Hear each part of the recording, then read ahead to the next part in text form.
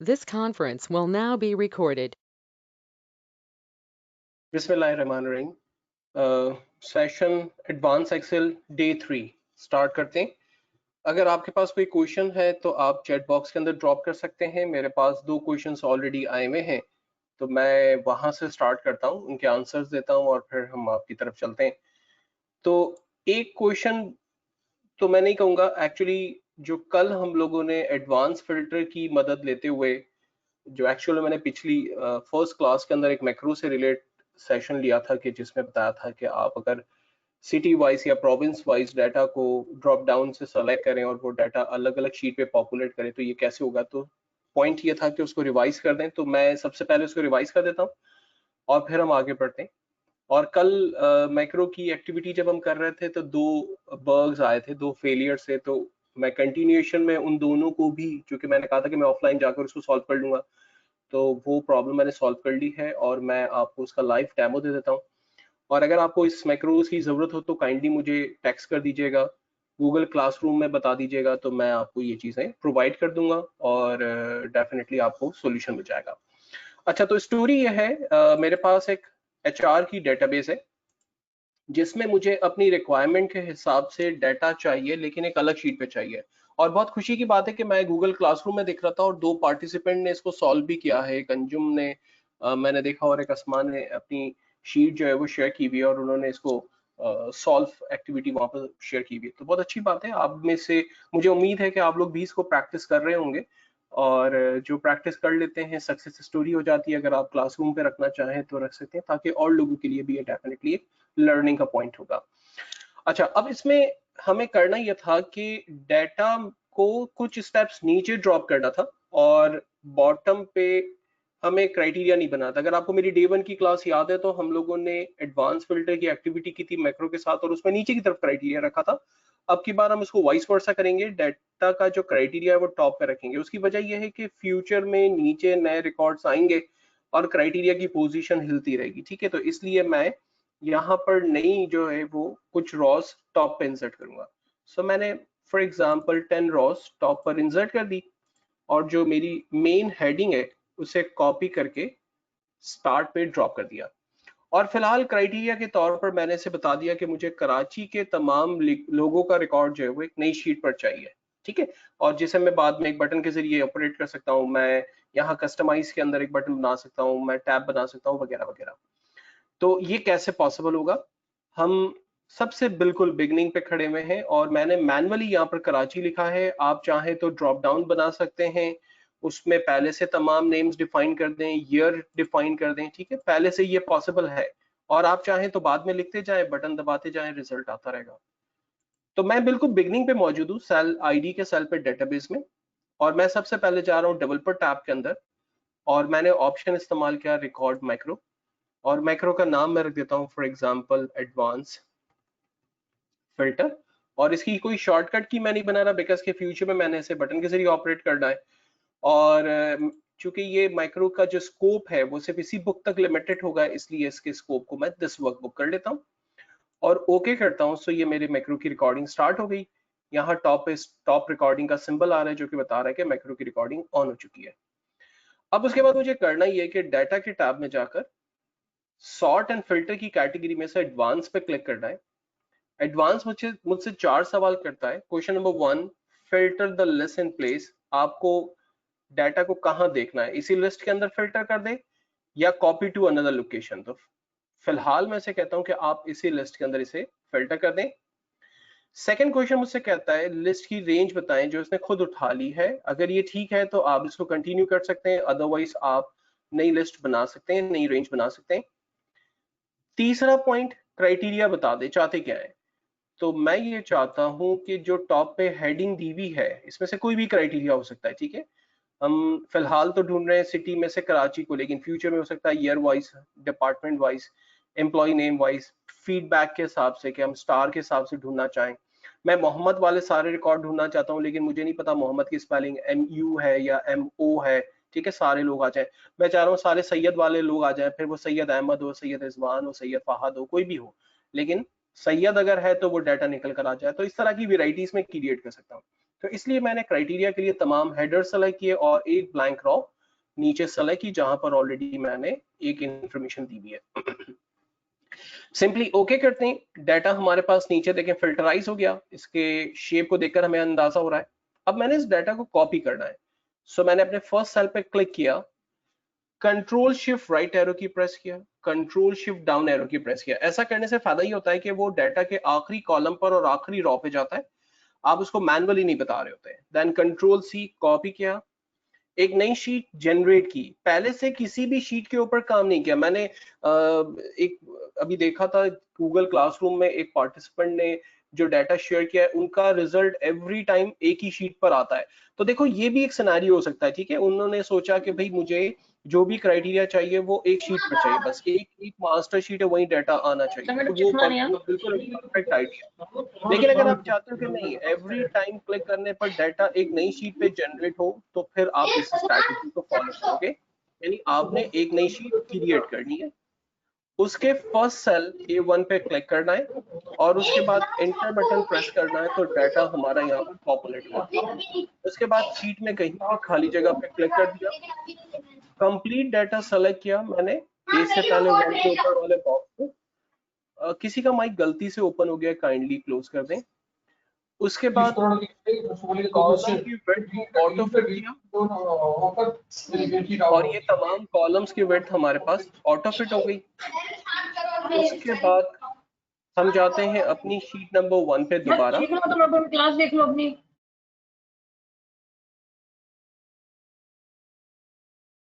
Clear करते हैं, ठीक है। फिल्टर को क्लियर करने के बाद अगर मैं अपनी डाटा की पोजीशन पे दोबारा स्टार्ट पे जाना चाहूं, तो मैं डाटा में बिल्कुल स्टार्ट पोजीशन पे जा सकता हूं और लास्ट के अंदर मैं अपने मैक्रो की रिकॉर्डिंग को स्टॉप कर देता हूं। सो ये सारी एक्सरसाइज मैंने अपने मैक्रो एडवांस फिल्टर के अंदर परफॉर्म की। अब मैं यहाँ एक बटन बनाना चाहता हूँ जिस पे क्लिक करूँ तो एग्जैक्टली अगर मैंने यहाँ सिटी लिया हुआ है तो वो सिटी ऑलरेडी कराची तो आ रहा है, लेकिन अगर मैं कराची की जगह सपोज ईयर 2007 लेता हूँ तो उसका रिजल्ट आना चाहिए, कराची का HR का डाटा आना चाहिए। तो मैं एक बटन के जरिए इसको ऑपरेट करना चाहता हूँ, ठीक है, जिसका स्कोप सिर्फ यहीं तक होगा। अब बटन बनाने के दो तरीके हमने सीखे थे, एक तो ये कि डेवलपर टैब में जाएं, इंसर्ट के अंदर आ जाएं, फॉर्म कंट्रोल की कैटेगरी में से जो फर्स्ट आइकॉन है हमारा बटन फॉर्म कंट्रोल, उसे सेलेक्ट कर लें और स्क्रॉल करके अपनी शीट में कॉर्नर पे कहीं भी हमने से बटन को ड्रॉ कर दिया, राइट। और इसके साथ मैंने कनेक्ट कर दिया अपने एडवांस फिल्टर के माइक्रो को, ओके कर दिया और इस पर राइट क्लिक करके इसका नाम एडिट करके नाम रख दिया मैंने इसका क्लिक मी।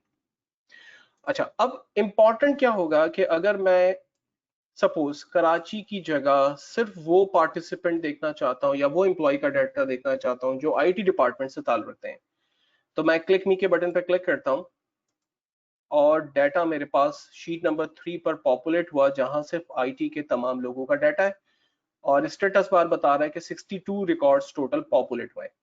अच्छा, मुझे कराची का IT डिपार्टमेंट देखना है जिनका ईयर 2016 हो, तो मैंने अगेन शीट पे जाकर कराची टाइप किया, ईयर के अंदर 2016 टाइप किया, कराची टाइप किया, सॉरी IT ऑलरेडी रहने दिया, बटन पे क्लिक करते हैं, एक नई शीट पे डाटा पॉपुलेट हो गया, शीट नंबर 4। अच्छा, कोई भी नहीं है तो हमने क्या करना था, 2013 ले लेते हैं, नहीं 2006 ले लेते हैं या 7 ले लेते हैं, ठीक है, राइट। सो 2006 लिया हमने, क्लिक करते हैं, नेक्स्ट शीट पर जाते हैं, 2006 कराची IT रिजल्ट हमारे पास पॉपुलेट हो रहे हैं। और इसको कंप्लीट करने के बाद आपने इसको सेव करना है XLSM के अंदर ताकि आप इसका एडवांटेज नेक्स्ट टाइम भी ले सके। सो आप जाएंगे फाइल के अंदर, सेव एज के अंदर और लोकेशन चूज करेंगे, लेकिन फाइल को एक्सेल की जगह आप सेव करेंगे एक्सेल मैक्रो इनेबल वर्कबुक के अंदर और आप सेव करेंगे। इससे बेनिफिट ये होगा कि नेक्स्ट टाइम जब आप इसमें अगर नया डाटा इंसर्ट हो रहा है और आपको यही एक्टिविटी दोबारा परफॉर्म करनी है तो एक क्लिक पर डाटा आप एक्सट्रैक्ट कर सकते हैं, ठीक है। तो ये जो क्वेश्चन आया था कि आप इसको रिपीट कर दें, तो मैंने रिपीट कर दिया है। अच्छा, दूसरा जो क्वेश्चन, जो दो बग्स आए थे कल हमारे पास, उसमें split data to the table था, ठीक है। उसको सॉल्व कर लेते हैं। देखिए मेरे पास एक बुक है यहाँ पर, स्प्लिट डाटा, मुझे इसमें से डाटा को स्प्लिट करना है और लोकेशन जो है वो जहां डाटा आपको लेके जाना है शीट नंबर 2 पर सेल नंबर H6 पर वो लोकेशन पेस्ट करना है।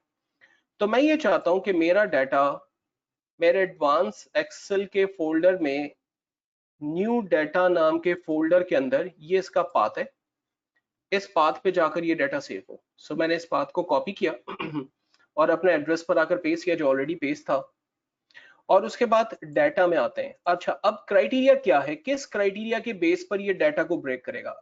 तो अगर आप में से जिसको ये मैक्रो की जरूरत है ना, कि उन्हें सपोज ब्रांच वाइज डाटा अलग अलग करना है, रीजन वाइज डाटा अलग अलग करना है, प्रोडक्ट वाइज अलग करना है, मंथ वाइज सेल्स को अलग अलग करना है, आपको स्टोर वाइज सेल्स को अलग अलग करना है, ठीक है, तो आपको करना क्या होगा, ये मैक्रो आप मुझसे ले लीजिएगा, डाटा को वो स्प्लिट कर देगा, फोल्डर का पाथ आपको सिर्फ कॉपी करना है, एक काम। दूसरा काम, कॉलम बी में जो क्राइटेरिया होगा, उस क्राइटेरिया को, जो भी हेडिंग होगी, उसे एज अ क्राइटेरिया वो कंसिडर करेगा और डाटा को स्प्लिट करेगा। तो इसका मतलब है कि अगर मुझे कॉन्ट्रैक्ट और नॉन कॉन्ट्रैक्ट स्टाफ का डाटा, यानी परमानेंट स्टाफ और कॉन्ट्रैक्ट स्टाफ का डाटा स्प्लिट करना है, तो मैंने टेम्पररी तौर पर इस कॉलम को एफ से कट करके बी में रख दिया, तो वो मुझे दो ब्रेकअप्स बना के दे देगा। अगर मुझे प्रोविंस वाइज डाटा को ब्रेक करना है, तो मैंने टेम्पररी तौर पर डाटा को कट करके बी में रख दिया, तो वो प्रोविंस वाइज डाटा को ब्रेक करके दे देगा, ठीक है। तो फिलहाल हमारे पास सिटी मौजूद है यहाँ पर, और मैं आपको फिल्टर अप्लाई करके दिखा दूं कि इसमें टोटल 5 सिटीज हमारे पास मौजूद है, और हर सिटी में डेफिनेटली डाटा उसी के अकॉर्डिंगली मौजूद है, ठीक है। तो ये हैदराबाद का डाटा आ रहा है। तो अब मैंने ये सारा डाटा अलग अलग स्प्लिट करना है। हम बटन पे गए और हमने यहाँ पर स्प्लिट डाटा के बटन पे क्लिक किया, इसने बैकएंड पे प्रोसेस कंप्लीट किया, डन हुआ, ओके करते हैं, अपने फोल्डर में दोबारा जाते हैं, यहाँ पर न्यू डाटा के अंदर पहले एम्प्टी था, डाटा आ गया, किसी भी फाइल पे क्लिक करते हैं, लास्ट कल के सेशन में डाटा तो आ गया, ब्रेकअप तो आ गया था लेकिन डाटा नहीं आया था, ठीक है। तो कल जो बग था वो यही बग था कि ब्रेक्स तो कर रहा था लेकिन एक्चुअल में डाटा नहीं आ रहा था। तो ये हमने उस बग को मैंने फिक्स कर दिया है, और आप देख सकते हैं कि इस फोल्डर में अब जितनी भी फाइल्स ब्रेक होकर आ रही हैं, उसके अंदर एग्जैक्टली उससे रिलेट डाटा मेरे पास मौजूद है, ठीक है। तो ये था हमारा क्वेश्चन नंबर 2, जो कल एक बग था उसको हमने सॉल्व किया। अच्छा, तीसरा जो बग आया था कल के सेशन में, उसमें इशू ये था कि शीट्स को अगर स्प्लिट करना हो अलग अलग, तो मैंने आपसे बताया था कि मास्टर डाटा नाम की मैं आपसे एक फाइल शेयर कर लूंगा, जिसके अंदर पहले से बहुत सारे मैक्रोस मौजूद हैं।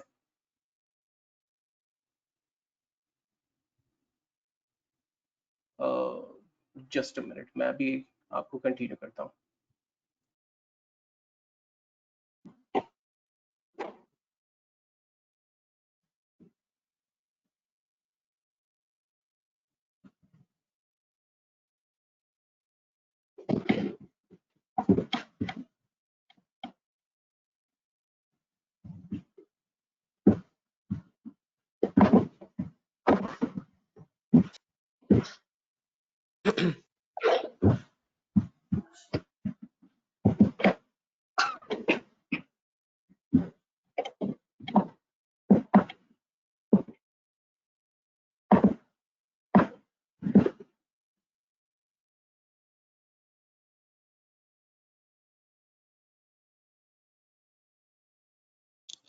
सॉरी, तो मेरे पास जो है वो यहाँ पर डाटा अलग अलग फॉर्मेट के अंदर मौजूद है, ठीक है। अगर मुझे अपने मैक्रोस को यूज करना है किसी भी किस्म के, तो हमें सिंपल करना यह है कि जो भी डाटा आपको स्प्लिट करना है अलग अलग शीट्स में, या जो मैक्रोज मैंने बनाए हुए हैं, तो मैं आपको जो ये फाइल प्रोवाइड करूंगा, उसके मैक्रोज में आप जाएंगे तो यहाँ पर बहुत सारी फाइल्स आपको मिल जाएंगी, ठीक है।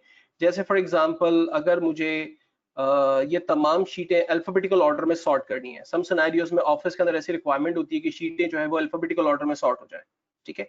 तो मैं मैक्रो में चला जाता हूँ, और यहाँ पर मेरे पास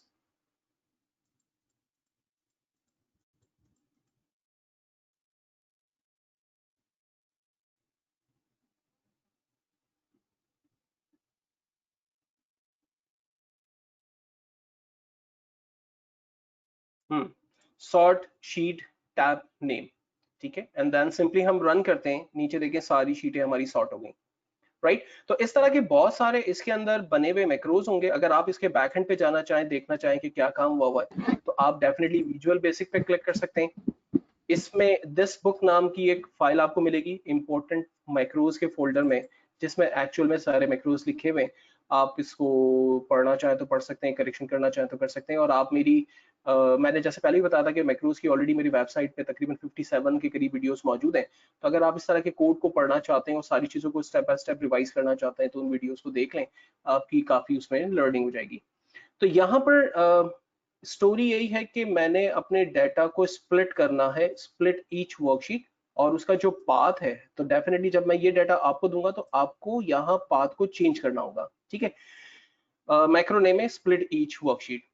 तो मैं ये डाटा कहाँ रखना चाहता हूँ, सपोज करें मैंने जो ये न्यू डाटा नाम का फोल्डर बनाया है, मैं इसके अंदर ये नया डाटा लाना चाहता हूँ, ठीक है। तो मैंने इसे कॉपी किया, कंट्रोल सी पाथ को, और मैक्रो पे गए, और मैंने यहाँ मैक्रो को के पाथ को पेस्ट कर दिया, ठीक है।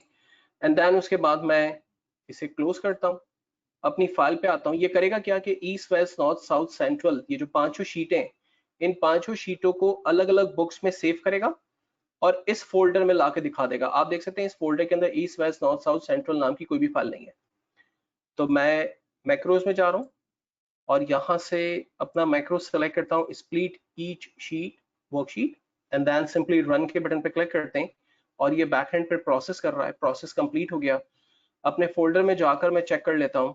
यहाँ पर देखें south west central north east, इसके अंदर डाटा भी जो है वो पॉपुलेट है। मैंने ये फाइल ओपन की है, आप देखें नॉर्थ नाम की फाइल ओपन हुई है, जिसमें नॉर्थ नाम का की शीट मौजूद है और उससे रिलेटेड डाटा मौजूद है।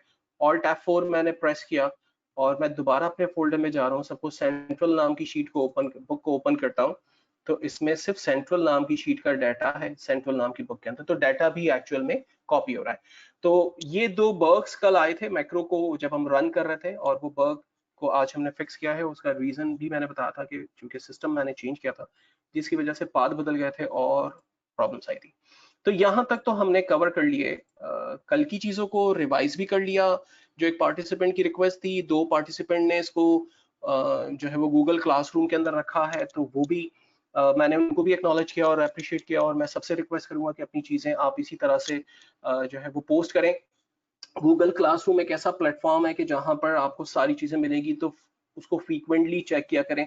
उसमें मैं देख रहा था कि कुछ पार्टिसिपेंट्स का उस पर कमेंट था कि उन्हें लिंक वीडियो का लिंक नहीं मिल रहा है, या जो है वो कल जो है वो लिंक उनको नहीं मिल रहा था यहाँ कनेक्ट होने के लिए, क्योंकि ये सेशन का जो नंबर है वो चेंज हो गया था। तो सजेशन यही है कि काइंडली गूगल क्लासरूम को फ्रीक्वेंटली चेक करते रहें, वहीं पर ही क्वेश्चन को पोस्ट कर दें, अपनी सक्सेस स्टोरीज को पोस्ट कर दें, सारी एक्नॉलेज वहीं से मिल जाएगी, ठीक है।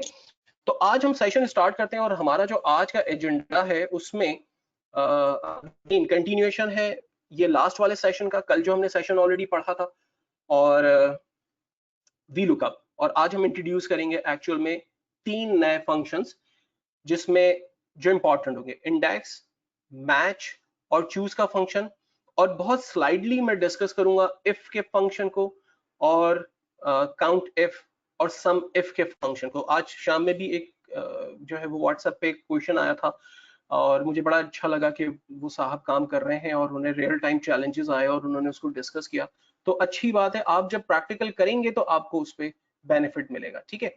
नाउ अब वी लुकअप को जब मैं कंटिन्यू करता हूं यहाँ पर, तो स्टोरीज इसके अंदर जा रहे हैं। हेल्पर कॉलम की कल हमने बात की थी कि सम सिनेरियोज में वी लुकअप हेल्पर कॉलम के साथ कैसे काम करता है।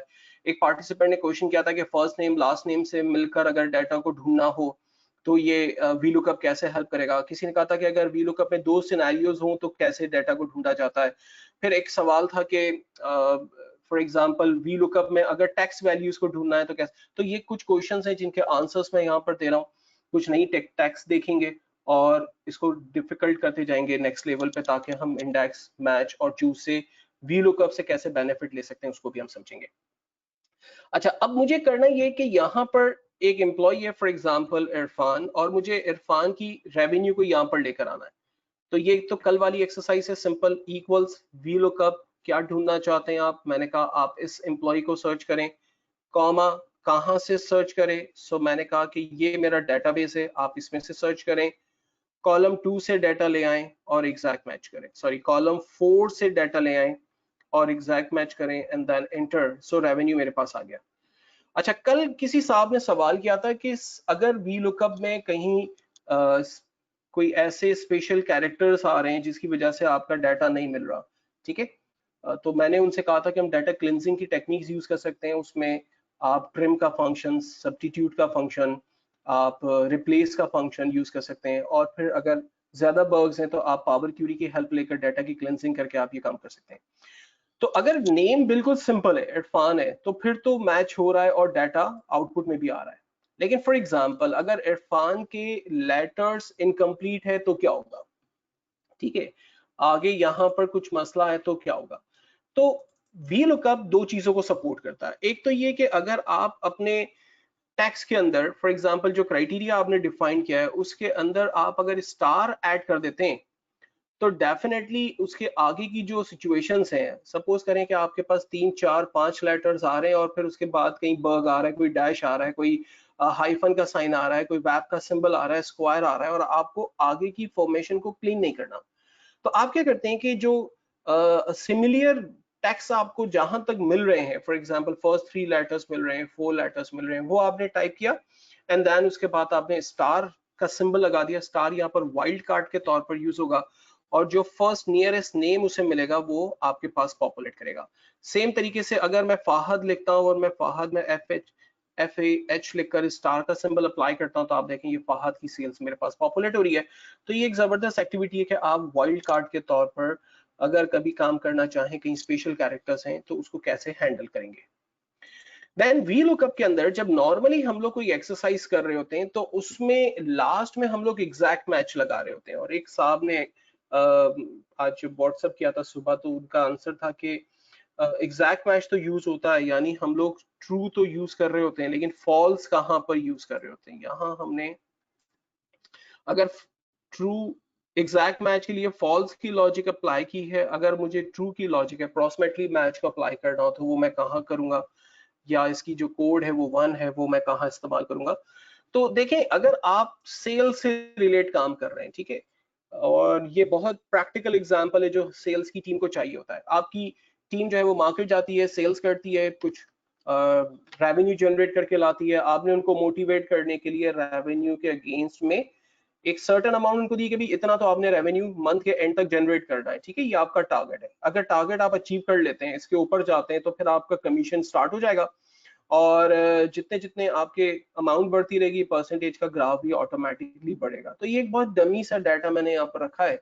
मेरी कंपनीज में कुछ एम्प्लॉई है जिनको मैंने मिनिमम 200,000 का टारगेट दिया हुआ है, और हम बहुत छोटी सी सपोज करें बिस्किट की मैन्युफैक्चरिंग करते हैं और हमने कहा कि जी आप मंथली जो है वो 200,000 रेवेन्यू जनरेट करें, और अगर आप रेवेन्यू जनरेट करते हैं तो ऑटोमेटिकली आपको अगर 200 से ज्यादा है, 200,000 से ज्यादा है, तो आपको कमीशन मिलेगा इस स्लैब के अकॉर्डिंगली।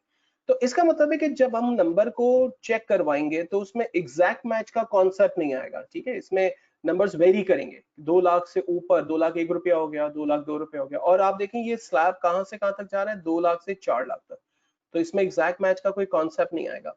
तो फॉर्मूला हम क्या अप्लाई करते हैं, इक्वल्स वी लुकअप क्या करें, हमने कहा भाई आप इसको सर्च करें। इसको कहां से सर्च करें, हमने कहा आप इस टेबल में से सर्च करें और आप कॉलम 2 से डाटा को लेकर आए, लेकिन अप्रोक्सीमेटली मैच करके लाएं, एग्जैक्टली मैच करके नहीं लाएं, क्योंकि अगर आप एग्जैक्ट मैच करेंगे तो ज़ाहिर 200,000 तो यहाँ लिखा हुआ नहीं है। And then simply enter. तो यहाँ पर रिजल्ट हमारे पास नॉट अवेलेबल पॉपुलेट हो रहा है बिकॉज के हमने 200,000 से जो बेसिक स्लैब है, यानी जो 200,000 से नीचे अगर आपकी अर्निंग है तो आपको कोई भी इनकम या कोई भी बोनस नहीं है, कोई प्रॉफिट नहीं है, तो इसलिए यहाँ पर रिजल्ट भी हमारे पास पॉपुलेट नहीं हो रहा। तो मैं इसको हैंडल करना चाहता हूं, तो आपको याद होगा हमने एफ एरर का फंक्शन पढ़ा था। मैं बिल्कुल बिगनिंग में फॉर्मूला लगा देता हूँ एफ एरर, और मैंने कहा कि अगर रिजल्ट पॉपुलेट ना करे तो आखिर में आपको 0 प्रिंट कर देना है एंड देन सिंपल एंटर। तो इसे कोई कमीशन नहीं मिलेगा।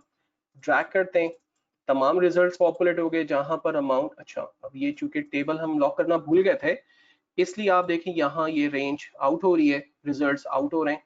तो मैं जल्दी से ये टेबल लॉक कर लेता हूँ, और ज्यादा अच्छी बात होती कि मैं इसे टेबल में ही कन्वर्ट कर लेता तो मेरा रिजल्ट प्रॉपरली पॉपुलेट होता। सो ये मेरे पास एक बहुत ही जबरदस्त रिजल्ट पॉपुलेट हो गया, जिसमें अप्रोक्सीमेटली मैच की एग्जांपल देखते हुए मैंने अपने रिजल्ट को पॉपुलेट किया। और उसके बाद का तो सिनेरियो मेरे ख्याल है क्लियर है, equal to this value multiply by this percentage, and then simply हम एंटर करते हैं। हमारे पास जो है वो परसेंटेज यहाँ पर अगर उसका बन रहा है तो वो डिफाइंड हो रहा है, और अगर नहीं बन रहा है तो ऑटोमेटिकली उसका कोई रेवेन्यू भी हमारे पास नहीं आ रहा। तो ये बहुत सिंपल आसान सी कमांड, जहां पर अप्रोक्सीमेटली मैच की कमांड को हमने अप्लाई किया। अच्छा, यही एग्जांपल हम अप्लाई कर सकते हैं स्कूल की क्लास टीचर के लिए। जीपीस जो लोग यूनिवर्सिटीज के रिजल्ट्स ले रहे हैं, कंपैरिजंस हो रही हैं, वहां ग्रेडिंग देनी है, जीपी देने हैं आपने, ठीक है, तो उसके फीडबैक भी आप दे सकते हैं। फॉर एग्जांपल अगर स्कोर 95 है किसी का, तो हमने यहाँ पर स्लैब बनानी है, जो भी हमारी स्कूल कॉलेज यूनिवर्सिटी हमें बताती है। ज़ाहिर हर का एक अपना एक पैटर्न है, तो वो आप अपने हिसाब से इसको मॉडिफाई कर लीजिएगा।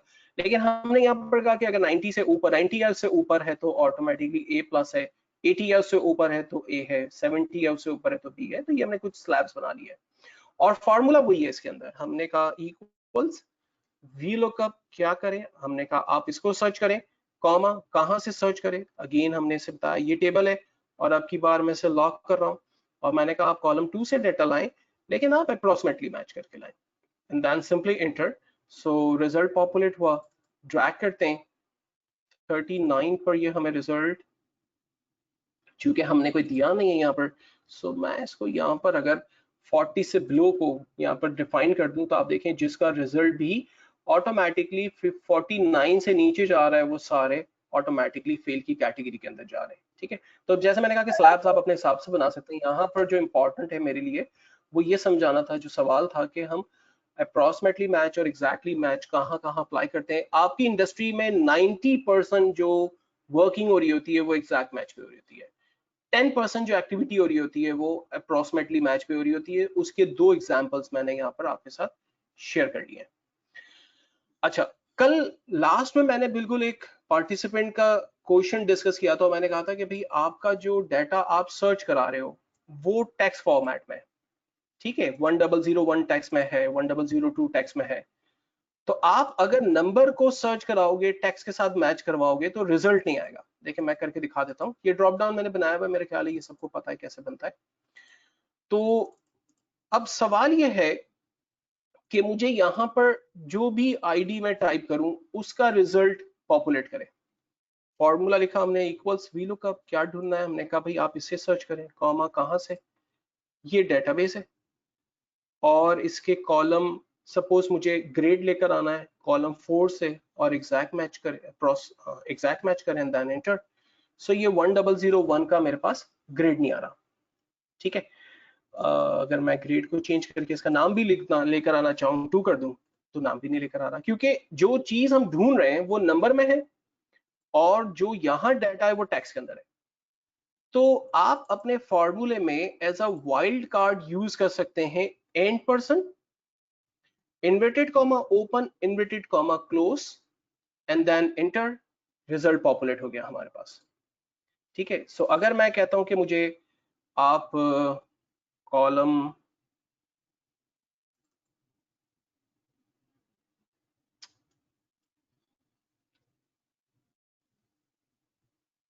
टू से डेटा ला के दें और एग्जैक्ट मैच करके ला के दें, तो आप देखें जिस भी कस्टमर का नाम मैं यहाँ पर टाइप कर रहा हूँ उससे रिलेट इंफॉर्मेशन मेरे पास पॉपुलेट हो रही है।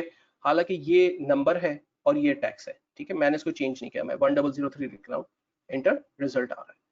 तो रीजन क्या है, क्या किया मैंने, सिंपली अपने फॉर्मूला के अंदर ही इक्वल्स टू क्राइटेरिया जिसको ढूंढना चाह रहे हैं उसके साथ n% कोऑर्डिनेट करके मैंने inverted comma open, inverted comma close किया, सो ये एज अ वाइल्ड कार्ड बन गया। और अगर आप ऐसा नहीं करना चाह रहे हो, अपने फॉर्मूला में करेक्शन नहीं करना चाह रहे हो, तो दूसरा तरीका जो कल मैंने आपको बताया था वो ये था कि इन सारे नंबर्स को सिलेक्ट करें और उसके बाद डाटा में जाएं, टेक्स्ट टू कॉलम करें, नेक्स्ट करें, नेक्स्ट करें, नेक्स्ट करें, फिनिश करें, रिजल्ट देखें आपके पास आना शुरू हो गया।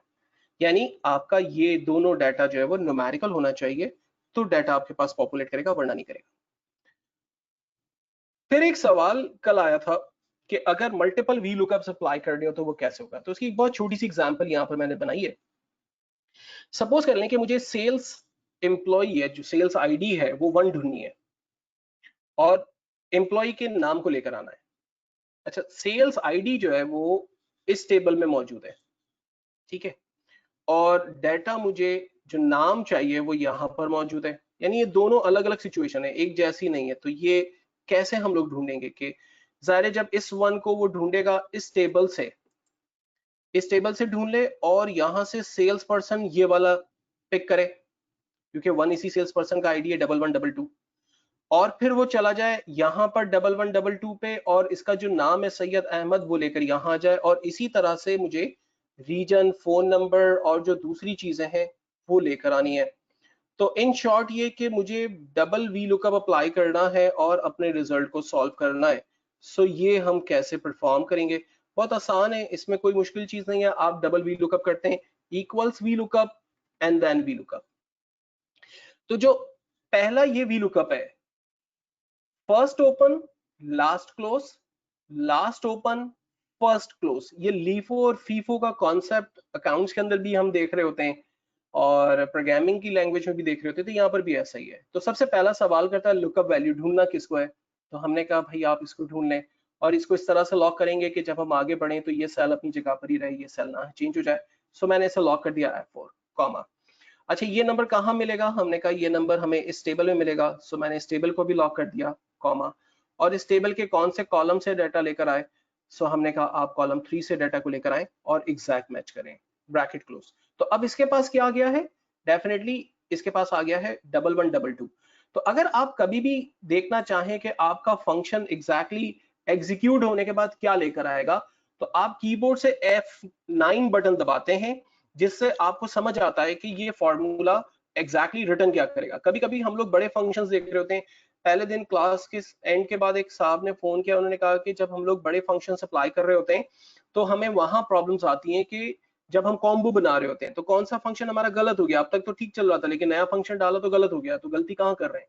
तो देखें, जब भी आप कॉम्बो फंक्शन बनाते हैं और आपको ये क्लियर नहीं हो रहा कि क्यों काम नहीं हो रहा, तो रिजल्ट आउटपुट में क्या आएगा या क्यों नहीं आ रहा, तो उसको देखने का तरीका है कि उस फार्मूला को सेलेक्ट करें और F9 बटन दबा दें। और दूसरा भी तरीका जो मैं आगे बताता हूँ। फिलहाल इसको ठीक करने के लिए मैंने अंडू करना है, सो कंट्रोल Z से ही ये ठीक होगा, स्किप नहीं दबाइएगा वरना फार्मूला गायब हो जाएगा। सो यहाँ पर आंसर आ गया 1112 कॉमा। अब ये चल रहा है ये वाला लुकअप, पहला लुकअप। पहले लुकअप को मिल गया है एक नंबर 1112, आपने देख लिया। ये 1112 को कहाँ ढूंढे? टेबल एरे बता दें, तो मैंने कहा आप इस टेबल में से इसे ढूंढे, इसे भी मैंने लॉक किया F4, और इसके कॉलम 2 से आप रिकॉर्ड लाइए चूंकि मुझे नेम चाहिए, और हमने कहा आप एग्जैक्ट मैच करें, इसका ब्रैकेट क्लोज किया एंड देन सिंपली हमने एंटर किया। ये नेम हमारे पास पॉपुलेट हुआ। सेम फार्मूला को मैं ड्रैग कर सकता हूं और मुझे थोड़ी सी करेक्शन करनी होगी, इस 2 को मिटाकर मैं 3 कर सकता हूं, इंटर। सो मेरे पास रीजन आ रहा है, इसको मिटाकर मैं 4 कर सकता हूं, या फिर मैं हेल्पर नंबर ले सकता हूं। अब तक की सिचुएशन के अंदर तो हम इसी तरह से काम कर रहे हैं, या तो हेल्पर कॉलम की हेल्प ले रहे हैं या अपने नंबर्स को करेक्ट कर रहे हैं।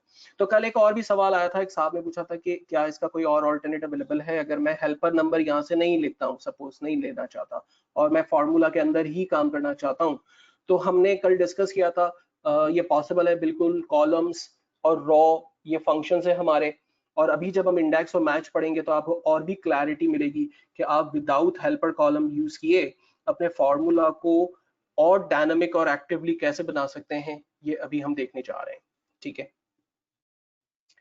नाउ अब आते हैं फर्स्ट हेल्पर कॉलम की एक्टिविटी पे, जिनका सवाल था कि मेरे पास जो है वो यहाँ पर तमाम कस्टमर्स के नाम आ रहे हैं और उनका रीजन आ रहा है। अब सैयद अहमद ईस्ट रीजन में भी है, सैयद अहमद वेस्ट की सेल्स भी लेकर आ रहा है, सैयद अहमद नॉर्थ से भी सेल्स लेकर आ रहा है, और सैयद अहमद ने साउथ के अंदर सेल्स की है, सेंट्रल के अंदर सेल्स की है। एक्चुअली हर रिप्रेजेंटेटिव को हर एक दिन मिला है, वो उस डे के अंदर उस एरिया से सेल्स जनरेट करेगा। तो आप देख सकते हैं कि यहाँ पर मेरे पास 5 सेल्स पर्सन हैं जो पहले दिन मंडे के दिन ईस्ट रीजन में काम करते हैं, सेल्स लाते हैं, फिर वो गैप करते हैं, वो वेस्ट में काम करते हैं, सेल्स लाते हैं, नॉर्थ में सेल्स लाते हैं। अब मुझे यहाँ पर इसको कैलकुलेट करना है, सैयद अहमद की ईस्ट की टोटल क्यूमुलेटिव सेल्स कितनी है, यानी ये नंबर यहाँ आना चाहिए मेरे पास। फिर सैयद अहमद की वेस्ट की सेल्स कितनी है, ये नंबर यहाँ आना चाहिए मेरे पास। तो ये कैसे पॉसिबल होगा? तो एक्सेल के अंदर अब हम लोग यूज करेंगे यहाँ पर हेल्पर कॉलम, और हेल्पर कॉलम के लिए मैं एक नया कॉलम यहाँ इंसर्ट कर रहा हूँ और फॉर्मूला अप्लाई करता हूँ इक्वल टू दिस वैल्यू, यानी जो नाम है उसे कौन कोऑर्डिनेट कर दे रीजन के साथ। तो मेरे ख्याल है एक्सेल में ये कौन कोऑर्डिनेट का फंक्शन सबको पता होगा। सो इसने क्या किया, दोनों वैल्यूज को मिला दिया और मेरे पास एक कंप्लीट नाम के साथ उसका रीजन आ गया। अब इससे फायदा ये हुआ कि ये यूनिक बन गया, सैयद अहमद ईस्ट यूनिक हो गया, यहाँ पर सैयद अहमद वेस्ट यूनिक हो गया, सैयद अहमद नॉर्थ यूनिक हो गया। ठीक है, तो ये एक अच्छा एडवांटेज मिला। लेकिन रिजल्ट कैसे लाएंगे यहाँ पर? तो हम फॉर्मूला अप्लाई करेंगे इक्वल्स वी लुकअप। क्या ढूंढना है? मैंने कहा भाई आप इसको ढूंढे, लेकिन इसके साथ कौन कोऑर्डिनेट करेंगे। अब इसको इस तरह से बनाना है कि जब मैं फॉर्मूला आगे ड्रैग करूं तो ये कॉलम आई पे रुका रहे, लेकिन जब मैं नीचे ड्रैग करूं तो ये कॉलम रॉ 3 से निकलकर 4 पे चला जाए, 5 पे चला जाए, 6 पे चला जाए। सो मैंने कॉलम आई को लॉक किया और इसके साथ कौन कोऑर्डिनेट कर दिया, ईस्ट को। तो ये पूरा एक वर्ड बन गया। ठीक है, और यहां पर मैंने रॉ नंबर 2 को लॉक कर दिया। और अगर मुझे ये देखना है कि ये रिजल्ट एक्चुअली क्या लेकर आएगा, सो मैंने इन दोनों को सेलेक्ट किया और कीबोर्ड से F9 बटन प्रेस किया, तो ऑटोमेटिकली आप देख सकते हैं सैयद अहमद ईस्ट इसको मिल गया। ठीक, स्किप किया, सॉरी कंट्रोल Z प्रेस किया। सो फर्स्ट लुकअप क्या ढूंढना है, हमने कहा आप इसको ढूंढें, कॉमा कहां से ढूंढें। तो हमने डिस्कस किया था कि जहां जो चीज आप ढूंढ रहे हो, रेंज वी लुकअप की शर्त है कि वहीं से बनेगी, आपको पूरे टेबल की रेंज नहीं बनानी है। तो हमारा डाटा अभी आपने देखा था सैयद अहमद ईस्ट मिला था ऐसे, तो रेंज यहां से बननी चाहिए। सिर्फ ये दोनों कॉलम हमने सेलेक्ट किए, टेबल को लॉक किया F4 करके रेंज को, कॉमा कौन से कॉलम से डाटा लाए। सो हमने कहा आप कॉलम 2 से डाटा लाएं, 2 लिखा और एग्जैक्ट मैच करें, एंटर किया, रिजल्ट पॉपुलेट हुआ। इसी को ड्रैग करते हैं आगे, ड्रैग करते हैं बॉटम पे, पूरी शीट हमारी सॉल्व हो गई और हमने सिंपल एक हेल्पर कॉलम की हेल्प लेते हुए डाटा को आपस में कॉम्बो कर दिया और रिजल्ट हमारे पास पॉपुलेट हो गया। अच्छा, इसी के बाद अब जो एक आखिरी मेरा ख्याल है वी लुकअप में काम करेंगे हम, और इसके बाद हम, अच्छा नहीं, इसमें ये छोटी सी एग्जांपल है। इसमें सवाल सेशन के एंड में ये आया था कि जब दो वैल्यूज को आपस में लाइक फर्स्ट नेम और लास्ट नेम को मिलाना हो और दोनों को मिलाने के बाद अगर रिजल्ट पॉपुलेट करना हो तो ये कैसे पॉसिबल होगा। कोशिश करते हैं। तरीका यही है इसके लिए भी कि मुझे सबसे पहले दोनों वैल्यूज को मिलाना होगा। देखिए मेरे पास यहाँ पर जो एक्चुअल डेटाबेस के अंदर है वो फर्स्ट नेम है और लास्ट नेम है। मुझे इस फर्स्ट नेम और लास्ट नेम को मिलाकर इसकी बाकी डिटेल्स लेकर आनी है, लाइक उसका city, employee type, total composition, department. तो एक्चुअल में डेटाबेस के अंदर तो हमारे पास कोई ऐसा हेल्पर कॉलम है नहीं। तो मैं एक नया कॉलम इंसर्ट करता हूँ और उसे सपोज टेम्परेरी हेडिंग दे देता हूँ फुल नेम की, और अगेन कौन कोऑर्डिनेट करता हूँ, equal to this name and person, space bar दे दिया हमने दोनों के दरमियान, कौन कोऑर्डिनेट किया, दूसरा नाम, एंटर। सो हमारे पास ये एक फुल नेम पॉपुलेट हो गया। ठीक है, ये इंपॉर्टेंट है हमारा। इसको कॉपी पेस्ट कर लेते हैं, पेस्ट एज वैल्यू, बिकॉज कि ये फॉर्मूला बना हुआ है। सो मैंने यहां से होम में जाकर कॉपी और पेस्ट एज वैल्यू कर दिया। सो ये फॉर्मूले ऑफ हो गया और अब मेरे पास एक्चुअल डाटा रह गया। तो मुझे डाटा को अब जब रेंज बनानी होगी तो यहाँ से रेंज बनानी होगी, पीछे के एरियाज को रेंज में लेने की नीड नहीं है। अच्छा, अब सपोज करें मुझे सलीम सुराब को लेना है और उसका सिटी लेकर आना है। सो मैंने यहाँ पर एक नाम रखा और सेम फॉर्मूला अप्लाई किया, इक्वल्स क्या ढूंढना चाहते हैं आप, मैंने कहा आप इसको ढूंढें। कहां से ढूंढें, तरीका वही है, हमने कहा भाई आप यहां से ढूंढें और इसके कॉलम 3 से डाटा लाएं और एग्जैक्ट मैच करें। सो हमारे पास इस डाटा के अकॉर्डिंगली जो रिजल्ट मौजूद है सिटी, वो कॉलम 3 के अंदर है। अगर ये कॉलम फर्स्ट है तो ये कॉलम 2 है, कॉलम 3 है, 4 है, 5 है, एंड देन सो ऑन, 6 है, 7 है। सो मैं इसको आगे ड्रैग करूंगा और सिर्फ कॉलम के नंबर चेंज करूंगा और मेरे पास रिजल्ट पॉपुलेट होगा। अच्छा, अब चूंकि मेरा ख्याल है वक्त आ गया कि मैं ये इंट्रोड्यूस कर दूं कि अगर हेल्पर कॉलम नहीं लेना हो तो हम कैसे काम करेंगे, ठीक है। और ये बड़ा इंटरेस्टिंग पॉइंट है जो कि आगे आपको हेल्प करेगा दूसरी बहुत सारी चीजों के अंदर। देखो, सपोज करो कि मुझे ये नाम चाहिए, सिटी, सिटी में से डाटा को ढूंढना है। तो एक्सेल में एक फंक्शन यूज होता है, इसका नाम है मैच। मैच का फंक्शन सबसे पहला सवाल करता है लुकअप वैल्यू, ढूंढना क्या है। तो हमने कहा कि आप जो है वो सपोज सिटी को ढूंढो, कॉमा कहां से ढूंढो, लुकअप वैल्यू। सो हमने कहा देखो ये रेंज है, इसमें से आप ढूंढो, कॉमा, और इसको एग्जैक्ट मैच करके लाओ, ठीक है, एंड देन एंटर। तो इसने बताया कि सिटी जो है वो पहली पोजीशन पे पड़ा हुआ है, राइट। अगर मैं रेंज को थोड़ा सा बढ़ा दूं, एंटर, तो कहता है सिटी जो है वो सेकंड कॉलम के अंदर पड़ा हुआ है। तो अगर मैं यहां ये मैच का फॉर्मूला, क्योंकि मैच का फॉर्मूला ऑलवेज हमें कॉलम नेम या रॉ नंबर रिटर्न करता है, तो मैंने वही तरीका अप्लाई करना है इस फॉर्मूला के अंदर, जहां मुझसे कहता है कि किस कॉलम से डाटा लाए। तो मैं इसे 3 नहीं लिखता, बल्कि मैं इसे कहता हूं आप मैच करें। मैच में पहला सवाल करता है लुकअप वैल्यू, ढूंढना किसको है। मैंने कहा आप इस हेडिंग को ढूंढे, कॉमा कहां से ढूंढे, लुकअप एरे। सो हम डेटाबेस में गए और हमने कहा कि देखो ये जो रेंज है ना, इसमें से तुमको ढूंढना है।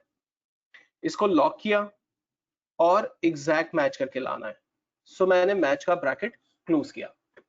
अब अगर मैं देखना चाहूं कि मैच क्या रिटर्न करेगा मुझे, सो मैंने मैच के फॉर्मूला को सेलेक्ट किया और कीबोर्ड से F9 बटन प्रेस किया।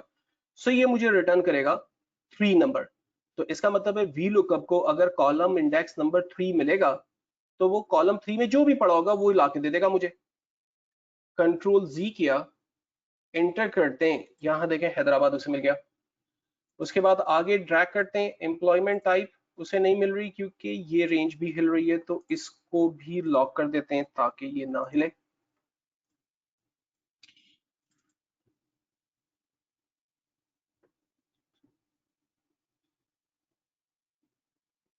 D1 से O1, एम्प्लॉयमेंट टाइप यहाँ पर है, बिल्कुल है। सो वर्क किया है, ऑलराइट। सो टेबल भी लॉक नहीं है। सो हमने ये टेबल को भी लॉक किया, एंटर, ट्रैक, ग्रेट। इसका एम्प्लॉयमेंट टाइप आ गया, कंपनसेशन आ गया, डिपार्टमेंट भी आ गया। सो हमने अपने फॉर्मूला में एक्चुअली अब एक नया फॉर्मूला ऐड कर दिया जिसका नाम है मैच। और मैच के लिए हमने कहा कि भाई तुम मैच करो, देखो यहाँ पर जो भी हेडिंग हमने दी है उस हेडिंग के अकॉर्डिंगली तुमने डाटा को मैच करना है और रिजल्ट को तुमने लेकर आना है, राइट। तो ये हेल्पर कॉलम नहीं हुआ, एग्जैक्टली फॉर्मूला के अंदर काम हो गया और मैच के फंक्शन को मैंने इंट्रोड्यूस कर दिया है। अच्छा, अब थोड़ा सा और इसको आगे लेके चलते हैं, कॉम्प्लेक्स करते हैं। इंडेक्स और मैच को थोड़ा सा मिलाकर देख लेते हैं क्योंकि उसके बाद आगे चीजें इस्तेमाल होगी हमारे पास। सो मैच के जरिए मैंने देखा कि ये हमें हेल्प करता है डाटा के नंबर को मिलाने में। और आपको याद होगा कि डे 1 जब हम लोगों ने डिस्कस किया था वी लुकअप को, डे 2 सॉरी, तो उसमें देखा था कि वी लुकअप के 2 बग्स थे। पहला बग तो ये था कि वी लुकअप जो है अगर नया कॉलम इंसर्ट होगा तो वी लुकअप वहां पर फेल हो जाता है। और दूसरा प्रॉब्लम ये था कि अगर लेफ्ट वैल्यू हमें ढूंढनी हो तो वी लुकअप हमें लेफ्ट वैल्यू ढूंढकर नहीं देता है, ठीक है। तो ये 2 बड़े प्रॉब्लम थे जिसका सॉल्यूशन हम एक्चुअल में अभी यहाँ पर ढूंढने जा रहे हैं। और इसके साथ साथ मैच को और इंडेक्स को, वी लुकअप को भी सेपरेटली समझने की कोशिश करते हैं। तो सबसे पहला यहाँ पर मैच के जरिए मुझे ढूंढना है स्कैनर की पोजीशन। ये स्कैनर यहाँ पर लिखा हुआ है, मुझे इसकी पोजीशन लेकर आनी है। सो फॉर्मूला लिखा हमने, इक्वल्स, आप मैच करें। मैच कहता है किसको ढूंढना है, लुकअप वैल्यू बताइए। हमने कहा आप इसको सर्च करें, कॉमा कहां से सर्च करें, मैंने कहा आप इस रेंज में से सर्च करें और एग्जैक्ट मैच करें, एंड देन एंटर। सो इसने बताया कि स्कैनर जो है वो पोजीशन नंबर 9 पर मौजूद है, जो रेंज आपने बनाई है। अगर मैं यहाँ पर स्कैनर की जगह एलसीडी लिख देता हूँ तो उसकी पोजीशन 3 है, हमें बता रहा है। अगर मैंने कीबोर्ड लिखा तो उसकी पोजीशन 4 है, हमें बता रहा है। ये तो बहुत सिंपल हमने देख लिया कि मैच हमें पोजीशन बताता है, ठीक है। अब इंडेक्स कैसे काम करेगा, equal index bracket open, index का फंक्शन पहला सवाल करता है एरे बताइए, इसका डिफरेंट है। आपने नोटिस किया होगा कि मैच और VLOOKUP सिमिलर है, लेकिन इंडेक्स बिल्कुल ही डिफरेंट है। मैच सबसे पहला सवाल करता है एरे बताइए। एरे का मतलब है कि जवाब कहां से लेकर आना चाहते हैं आप, किस कॉलम से जवाब चाहिए। तो चूंकि मुझे स्कैनर की प्राइस चाहिए, तो मैंने कहा यार ये जो कॉलम है ना, इसमें से आप मुझे रिजल्ट रिटर्न करो, ठीक है, कॉमा। कहता है कि कौन सी रॉ पर नंबर मौजूद है जो आपको पिक करना है यहाँ से। तो स्कैनर की जो पोजीशन है, मैंने पहले भी देखा था, वो 9th पर थी। तो अगर मैं यहाँ 9th हाथ से लिख दूं, raw number, column number optional है, अगर वो भी देना हो तो दे सकते हैं। तो अगर मैंने रॉ नंबर 9 हाथ से लिख दिया और एंटर किया, तो आप देखें स्कैनर की प्राइस तो मेरे पास आ गई 146, लेकिन ये स्टैटिक वैल्यू है, डायनेमिक नहीं है। अगर मैं यहाँ स्कैनर की जगह रैम लिखता हूं, तो आप देखें ये प्राइस अपडेट नहीं हो रही, बिकॉज कि रैम जो है वो पोजीशन नंबर 6 पे मौजूद है। सो मुझे इस फॉर्मूला को मिटाकर ठीक करना होगा, तब जाके इस रैम की पोजीशन आएगी, वैल्यू आएगी। लेकिन अगर मैं इसके अंदर, जहां ये रॉ नंबर ढूंढ रहा है, इसके अंदर अगर मैच का फार्मूला डाल दूं, तो मेरा मसला हल हो जाएगा, क्योंकि मैच जो है वो उसकी वैल्यू, जो उसकी पोजीशन है, रॉ नंबर या कॉलम नंबर, वो रिटर्न करता है। तो मैंने फॉर्मूला ऐड कर दिया कि भाई आप मैच करो। मैच कहता है ढूंढना किसको है, मैंने कहा आप इसको ढूंढो, कॉमा, कहां से, मैंने कहा आप इस रेंज में से ढूंढो और एग्जैक्ट मैच करो। तो अगर मैं देखूं कि ये मैच का फंक्शन करेगा क्या, मैंने इन सबको सेलेक्ट किया और कीबोर्ड से F9 बटन प्रेस किया, तो मैच का फंक्शन मुझे ला के दे रहा है 6। और इंडेक्स को जो सिंटेक्स में दूसरे क्वेश्चन का आंसर चाहिए, वो रो नंबर चाहिए, रो नंबर इसे मिल गई मैच के जरिए। मैंने कीबोर्ड से Ctrl+Z प्रेस किया और एंटर किया। सो मेरे पास यहाँ पर रिजल्ट, एक ब्रैकेट में क्लोज करना भूल गया इसलिए एरर आ रहा है। सो सिंपली मैं यस करता हूँ, यहाँ पर मेरे पास रैम की प्राइस पॉपुलेट हो गई। अब अगर मैं रैम की जगह LCD लिख दूं, तो उसकी प्राइस आ गई 194। अगर मैं हार्ड डिस्क लिख दूं, तो हार्ड डिस्क की प्राइस आ गई 104। ठीक है, तो ये हो गया हमारा इंडेक्स और मैच का कॉम्बिनेशन। अच्छा, ये काम मैं VLOOKUP से भी कर सकता था। फॉर एग्जाम्पल, क्योंकि मुझे आगे की वैल्यू ढूंढनी है ना, स्कैनर के आगे जो नंबर पड़ा हुआ है वो ढूंढना है, तो ये काम तो VLOOKUP से भी हो सकता था ना। इक्वल्स VLOOKUP, कहता है क्या ढूंढना है, मैंने कहा आप इसको ढूंढ लें। कहां से, मैंने कहा इस रेंज में से। कॉलम 2 से डेटा ले आए, एग्जैक्ट मैच करें, एंटर किया, प्राइस आ गई। तो जब ये प्राइस VLOOKUP से मिल रही थी, तो हमने क्यू इंडेक्स और मैच को अप्लाई किया यहाँ पर, ठीक है। और ये एक नया भी है, कुछ लोगों के लिए VLOOKUP के ऊपर बड़ी कमांड होती है ऑफिस के अंदर। अगर आप डाटा के साथ प्ले करना चाहते हैं, तो आपको दो चीजों पे कमांड होनी चाहिए। पहला है फिल्टर, दूसरा है VLOOKUP। ये दो फॉर्मूलाज, ये दो टेक्निक्स बहुत अच्छे से आपको क्लियर होनी चाहिए। तो अगर आप VLOOKUP के चीता हैं, चैंपियन हैं, आप बहुत काम करते हैं डेली का सारा काम, तो फिर आपको इंडेक्स मैच क्यों सीखना चाहिए। और लोग क्यों कहते हैं कि इंडेक्स मैच जो है वो VLOOKUP का रिप्लेसमेंट है या उसका अपग्रेडेड ऑप्शन है जो आप अचीव कर सकते हैं। तो देखिए, मैं आपको इसका एक पहला रीजन बताऊं। मैं यहाँ पर कॉलम C पर राइट क्लिक करता हूं और इंसर्ट करता हूं। आप देखें क्या हुआ, VLOOKUP से आंसर ब्लैंक हो गया, इंडेक्स मैच अपनी जगह पर मौजूद है। और ये आंसर ब्रेक क्यों हुआ, क्योंकि हमने पहले भी सीखा था कि प्रॉब्लम ये आती है कि जब आप नया उसे बताते हैं कि कॉलम 2 से डाटा लाओ, और कॉलम 2 आपने एक नया ब्लैंक कर दिया या उसकी पोजीशन आपने चेंज कर दी, तो VLOOKUP वहां रिजल्ट नहीं ला देता, वहां रिजल्ट फेल हो जाता है। जबकि इंडेक्स मैच के अंदर तो आप बताते ही इसे एक कॉलम की रेंज है, ठीक है ना, कि कहां से जवाब ढूंढना है। आपने कहा भाई प्राइस में से जवाब लेकर आओ। मैच किसको करे, भाई आइटम को मैच करे। तो अगर कॉलम ये मूव भी होगा, तो या तो ये रेंज आगे जाएगी या पीछे जाएगी, ब्रेक होने का तो सवाल ही नहीं पैदा होता। तो इसलिए डाटा आपका सॉलिड रहता है, ब्रेक नहीं होता, और आपके रिजल्ट जो है वो इंडेक्स मैच में, आपने देखा VLOOKUP का जो फेलियर था, आपने देख लिया इंडेक्स मैच में वो फेलियर नहीं है। ये है सॉल्यूशन नंबर 1। अब हमने एक और चीज भी देखी थी कि VLOOKUP जो है वो लेफ्ट वैल्यू नहीं ढूंढ सकता। इसके लिए कहते हैं कि आप इंडेक्स मैच यूज कर लें। और यहाँ पर भी एक अगेन स्टोरी हमने बना दी है कि एक कस्टमर है मेरे पास, और उस कस्टमर का मुझे आईडी लेकर आना है। जो भी कस्टमर है, उस कस्टमर का आईडी मुझे लेकर आना है। कस्टमर के नेम को मैं डायनामिक बनाना चाहता हूँ, तो हमने सीखा है, डाटा में जाते हैं, डाटा वैलिडेशन, एनी वैल्यू में से लिस्ट ले लेते हैं, और सोर्स में मैंने ये तमाम कस्टमर्स नेम सेलेक्ट कर लिया एंड देन ओके किया। यहाँ ड्रॉप डाउन आ गया, कस्टमर्स नेम्स मेरे पास पॉपुलेट हो गए, फायदा ये होगा कि मुझे टाइप नहीं करना पड़ेगा और स्पेलिंग एरर के चांसेस खत्म हो गए। लेकिन जिस भी कस्टमर को मैं चूज करूं उसका आईडी आ जाए, तो आपको पता है कि कस्टमर नेम से मैं लेफ्ट वैल्यू नहीं ढूंढ सकता क्योंकि VLOOKUP इसमें मेरी हेल्प नहीं कर सकता, लेकिन इंडेक्स मैच से हो जाएगा। सो हमने स्टार्ट किया इक्वल्स इंडेक्स। इंडेक्स पहला सवाल करता है कि भी एरे यानी आंसर किस कॉलम से आपको चाहिए या रॉ से चाहिए, तो मैंने कहा देखो जवाब आपको यहां से लेकर आना है। कॉमा कहता है कि बताओ रॉ नंबर, तो मुझे इसे डायनामिक बनाना है। मैंने कहा आप मैच करें। किसे ढूंढना है लुकअप वैल्यू, हमने कहा आप इस नाम को ढूंढें। कॉमा कहां से, इस रेंज में से, और एग्जैक्ट मैच करें। मैच का ब्रैकेट क्लोज, इंडेक्स का bracket close and then enter. So हमारे पास रिजल्ट पॉपुलेट हुआ 10002। जबरदस्त आंसर है। अगर मैं यहां से नाम चेंज करता हूं, ऑटोमेटिकली रिजल्ट हमारे पास अपडेट हो रहा है। जिस भी प्रोडक्ट या जिस भी कस्टमर की वैल्यू को अब मुझे सर्च करना है, तो लेफ्ट की वैल्यू को मैं आसानी से ढूंढ सकता हूं, जो काम एक्चुअल में मेरा VLOOKUP नहीं कर सकता। ठीक है, तो हमें कोई डाटा को कट पेस्ट करने की, आगे ले जाने की नीड नहीं है। डाटा अपनी ओरिजिनल पोजीशन पे मौजूद है। हमने इंडेक्स मैच को प्रैक्टिस करना है। अगर आप VLOOKUP को छोड़ना नहीं चाहते फॉर एग्जांपल, तो आपको इंडेक्स मैच लेफ्ट वैल्यू ढूंढने में हेल्प करेगा। इसकी प्रैक्टिस जरूर कर लीजिएगा। नाउ नेक्स्ट एग्जांपल को हम डिस्कस करते हैं, जो कि बहुत ही इंपॉर्टेंट है। और मैंने एक सवाल दिया था, मैं दोबारा से ये सवाल रिपीट करता हूँ, काफी ऑडियंस इस वक्त आ चुकी है। VLOOKUP के अंदर पहला प्रॉब्लम जो आमतौर पर प्रॉब्लम आता है वो ये कि अगर डाटा, सपोज करें मैं सलीम को ढूंढना चाहता हूँ, ठीक है, और मैं सलीम को ढूंढ लेता हूँ, उसका डिपार्टमेंट मेरे पास आ जाता है या उसकी सैलरी मेरे पास आ जाती है, तो सलीम के बाद की जो अगर दोबारा सलीम उसे मिलेगा ना, तो वो कभी भी उसको ढूंढ के नहीं लाएगा। सपोज करें इसी के नीचे मैं दोबारा एक और नाम लिख देता हूँ, सलीम। तो VLOOKUP के अंदर या इंडेक्स मैच के अंदर अगर आप इस सलीम को ढूंढ लेते हैं, तो वो कभी भी नीचे दूसरे सलीम पर नहीं जाता है।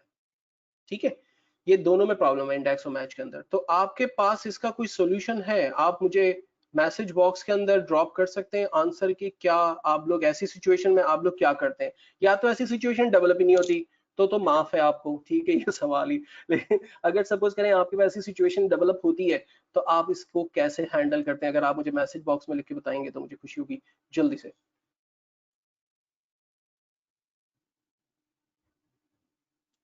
अच्छा, मैं ऊपर के क्वेश्चंस को नहीं फिलहाल डिस्कस कर रहा हूँ और मैं नीचे आ रहा हूँ। साजिद साहब ने कहा काउंटिफ, अच्छा हाँ, डेजिग्नेशन के साथ कौन कोऑर्डिनेट कर दे, नादिर बिल्कुल ठीक है। यूनिक आईडी बनानी पड़ेगी, नोमान बिल्कुल ठीक है। Always search through unique ID बिल्कुल सही है, नौरीन सही है। अमीन मेक अ यूनिक आइडेंटिफिकेशन बिल्कुल ऑफ कोर्स सही है। अस्मा बिल्कुल ठीक है, टू कॉलम्स को मिलाना है, मतलब सबके पास यही आंसर है मोरलेस।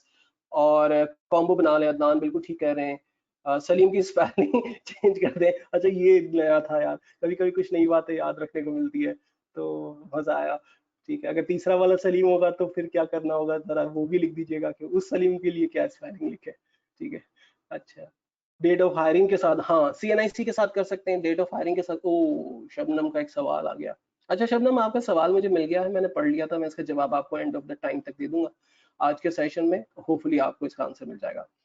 रॉ कॉलम को यूज करेंगे, वाओ शम्स।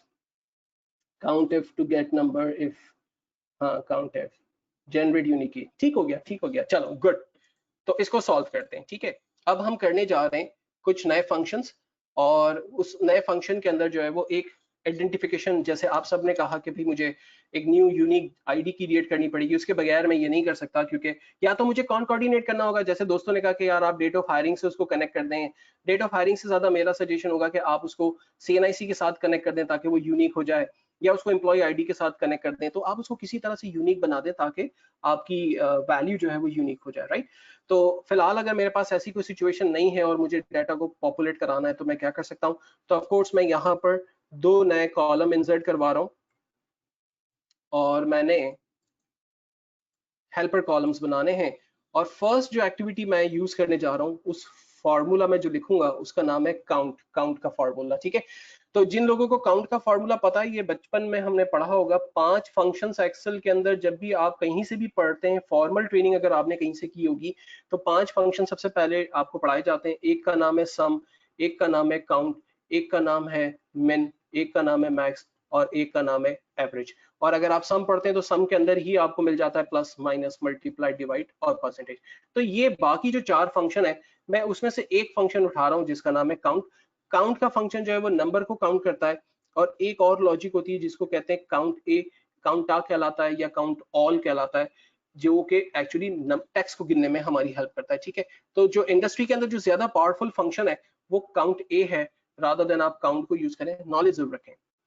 अच्छा, मैं ये ढूंढना चाहता हूँ कि यहाँ पर कितने लोगों के नाम लिखे हुए हैं। ठीक है, कितने टोटल स्टाफ है। तो बच्चों वाला सवाल है, फॉर्मूला अप्लाई किया equals to count A and then मैंने कहा कि यहाँ गिनती करके बताओ कितने लोग हैं, तमाम को रेंज में दिया और एंटर किया, आंसर आ गया 241 टोटल एम्प्लॉइज है यहाँ पर। अब इस 241 के अंदर सलीम कितने हैं इसमें, ठीक है, मुझे ये गिनना है। तो फॉर्मूला बन जाएगा काउंट एफ, काउंट करो लेकिन। तो हमने कहा equals count if bracket open, कहता है रेंज बताओ क्या ढूंढना है, किस में से ढूंढना है। मैंने कहा देखो इसमें से तुमको नाम ढूंढने, कॉमा, कहता है क्राइटेरिया बताओ ढूंढना किसको है। तो मैंने कहा आप सलीम को ढूंढे, इन्वर्टेड कॉमा में लिखा और एंटर। तो इसने कहा इधर 6 सलीम लिखे हुए। और मैं इसको डायनेमिक भी कर सकता था, बराबर वाले सेल के साथ कनेक्ट कर देता, मैनुअली हाथ से नहीं लिखता फॉर्मूला को, और इसको मैं बराबर वाले सेल के साथ कनेक्ट कर देता हूँ। तो फायदा ये होगा कि अगर मैं यहाँ सलीम लिख रहा हूँ तो मुझे बता रहा है सलीम 6 है, अब्बास लिख रहा हूँ तो मुझे बताता है अब्बास 3 है, तलहत लिखता हूँ तो मुझे बताता है तलहत 6 है। तो इस तरह से मुझे पता चल रहा है कि जो नाम मैं ढूंढना चाह रहा हूँ वो एक्चुअली डेटाबेस में कितनी दफा रिपीट हो रहा है। अच्छा, अब ये जो फॉर्मूला हम डिस्कस करने जा रहे हैं ना, ये बहुत सारी जगहों पे इस्तेमाल होता है। भाई एक आदमी ने आपकी कंपनी में ज्वाइन किया और वो ग्रेजुअली प्रोग्रेशन लेते हुए आगे बढ़ा, ठीक है ना, और उसकी प्रमोशंस हुए। जब वो आया था तो फला डेजिग्नेशन पे था, फिर 2 साल मेहनत की, फला में आ गया, डेजिग्नेशन चेंज हो गई, फिर फला, फिर फला, फिर फला। आपको उसकी पूरी जर्नी देखनी है, ठीक है, आप देख सकते हैं। आपने कहा यार मैं आज की डेट डालूं, जितनी इनवॉइसेस कटी है ना सारी आ जाए मेरे पास, ठीक है, आप देख सकते हैं आज की डेट के अंदर जितने भी कस्टमर्स में फला, सपोज करें कस्टमर नंबर ए ने जो भी ऑर्डर दिया है वो आ जाए, तो आप देख सकते हैं। ठीक है, पूरे महीने में आपका कस्टमर आईडी, आप सपोज करें ई कॉमर्स वेबसाइट रन करते हैं और हर कस्टमर को आपने एक रजिस्टर्ड कर दिया अपने साथ, तो आप उसको उस कस्टमर आईडी के साथ देखना चाहिए कि इस महीने में कस्टमर ने कितनी दफा आपको बिजनेस दिया, तो आप कस्टमर आईडी के जरिए उसके सारे बिजनेस को देखना चाहें। तो ये कुछ एग्जांपल्स मैंने डिस्कस की। अब एग्जैक्ट हम आते हैं कि ये फॉर्मूला कैसे अप्लाई होगा। सो हमने कहा equals to count if bracket open, count if ने कहा रेंज बता दो, तो मैंने ये पूरे डाटा की रेंज बनाई और मैं कंट्रोल बैक स्पेस करता हूं तो ये वापस ऊपर आ जाता है, स्क्रॉल बार नहीं दबा रहा मैं। एंड देन मैंने कॉमा किया, कहता है किसको ढूंढना है इस पूरी रेंज में से, मैंने कहा आप इसको ढूंढे। तो अगर इस पूरी रेंज में से ये फर्स्ट नेम को ढूंढेगा तो इसे क्या मिलेगा, ऑफ कोर्स 1 मिलेगा, ठीक है, क्योंकि सलीम मिल जाएगा ना इसे, और सलीम ज़ाहिर अपनी पूरी रेंज के अंदर ये इकलौता है, C4 को ढूंढने को आ जाएगा तो ये इसका आंसर आएगा 1। अच्छा नहीं सॉरी 6, क्योंकि पूरी रेंज को ढूंढ रहा है। अच्छा, अब मैं क्या कहता हूं कि तुमने इसको स्टार्ट करना है लॉक पोजीशन से, तुम्हारी पोजीशन स्टार्ट की लॉक है, लेकिन तुम्हारी जो एंड की पोजीशन है ना वो लॉक नहीं है, वो डायनेमिक रहेगी, वो जिस तरह से भी चाहे नीचे जाती रहे, उसको तुमने लॉक नहीं रखना है। एंड देन हमने सिंपली एंटर किया। थोड़ी सी मिस्टेक हम कर गए, start position to start position, right this one, इसलिए मैं कह रहा हूं 6 क्यों है। सो हमने कहा आप काउंट करें C4 से C4 के दरमियान को, ये रेंज है आपकी, और क्राइटेरिया है C4 को आप ढूंढे। तो सारे इसे पूरी रेंज में सारे C4 से C4 के दरमियान रेंज बनी हुई और C4 को ही ढूंढने को कहा गया है, तो इसे 1 ही मिलेगा, ठीक है। लेकिन इसकी स्टार्ट पोजीशन को मैंने लॉक किया हुआ है, तो इससे फायदा क्या होगा कि जब ये नीचे जाएगा और अगर इसे सेम नाम दोबारा मिलेगा तो अब की बार वो उसे 2 बताएगा कि इस पूरी रेंज के दरमियान ये जो ढूंढा जा रहा है C7 ये दूसरी दफा आ गया है। इसी तरह से जब मैं इसे ड्रैग करता हूं और मैं दोबारा से सलीम लिखता हूं तो पूरी रेंज के अंदर ये तीसरी दफा इसे मिल रहा है, तो उसको नंबर असाइन कर रहा है 3। तो इसका मतलब है हर एक नंबर, हर एक टेक्स्ट को जहां पर भी वो यूनिक नंबर उसे अगर नाम मिल रहा है तो 1 है, जहां पर वो डुप्लीकेट हो रहा है तो उसे उसी की सीक्वेंस का नंबर दे रहा है, तीसरी दफा आ रहा है तो 3 दे रहा है, 4 दे रहा है। तो मैंने एक यूनिक आइडेंटिफिकेशन नंबर यहाँ पर जनरेट किया। और उसके बाद मैंने इन दोनों फॉर्मूलाज को कॉम्बो कर दिया, सेल्स को इक्वल्स टू दिस वैल्यू, और मैंने कहा कौन कोऑर्डिनेट कर दो दिस वैल्यू के साथ, तो इसमें एक नंबर और एक नाम मिल गया जो कि एक्चुअल में डाटा को कौन कोऑर्डिनेट करके एक जो है वो कॉमन रिजल्ट ये मुझे बना के दे रहा है। अब ये रिजल्ट मुझे ढूंढने हैं यहाँ इस शीट 2 पर, जो रिजल्ट नाम की शीट मैंने बनाई है। तो मैं सारे एम्प्लॉय के यूनिक नाम यहाँ पर लेकर आना चाहता हूँ। सो मैं क्या कर रहा हूँ, फुल कॉलम को सेलेक्ट कर रहा हूँ, कंट्रोल सी किया, कॉपी, और मैं जा रहा हूँ रिजल्ट के अंदर और मैंने पेस्ट किया, इंटर रिजल्ट पेस्ट किया, और मैंने डाटा में जाकर रिमूव डुप्लीकेट की कमांड को इस्तेमाल करके ये सारे जो डुप्लीकेट्स नेम थे इसे मैंने मिटा दिया। इसकी पोजीशन को अगर आप यहाँ से हटाकर कहीं डाटा के कॉर्नर पे भी ले जाना चाहें तो आप रख सकते हैं, तो उससे फायदा ही होगा आपको कि नेक्स्ट टाइम आपका जो रिजल्ट है, अगर सपोज करें यहाँ हम हेडिंग देते हैं फुल नेम की, तो यहाँ मैं एक ड्रॉप डाउन बना दूंगा, डाटा वैलिडेशन लिस्ट, और सोर्स में जाकर मैंने इसे बताया कि भी तुम्हें डाटा जो है ना एक्चुअली यहां से ढूंढना है, ये रेंज है,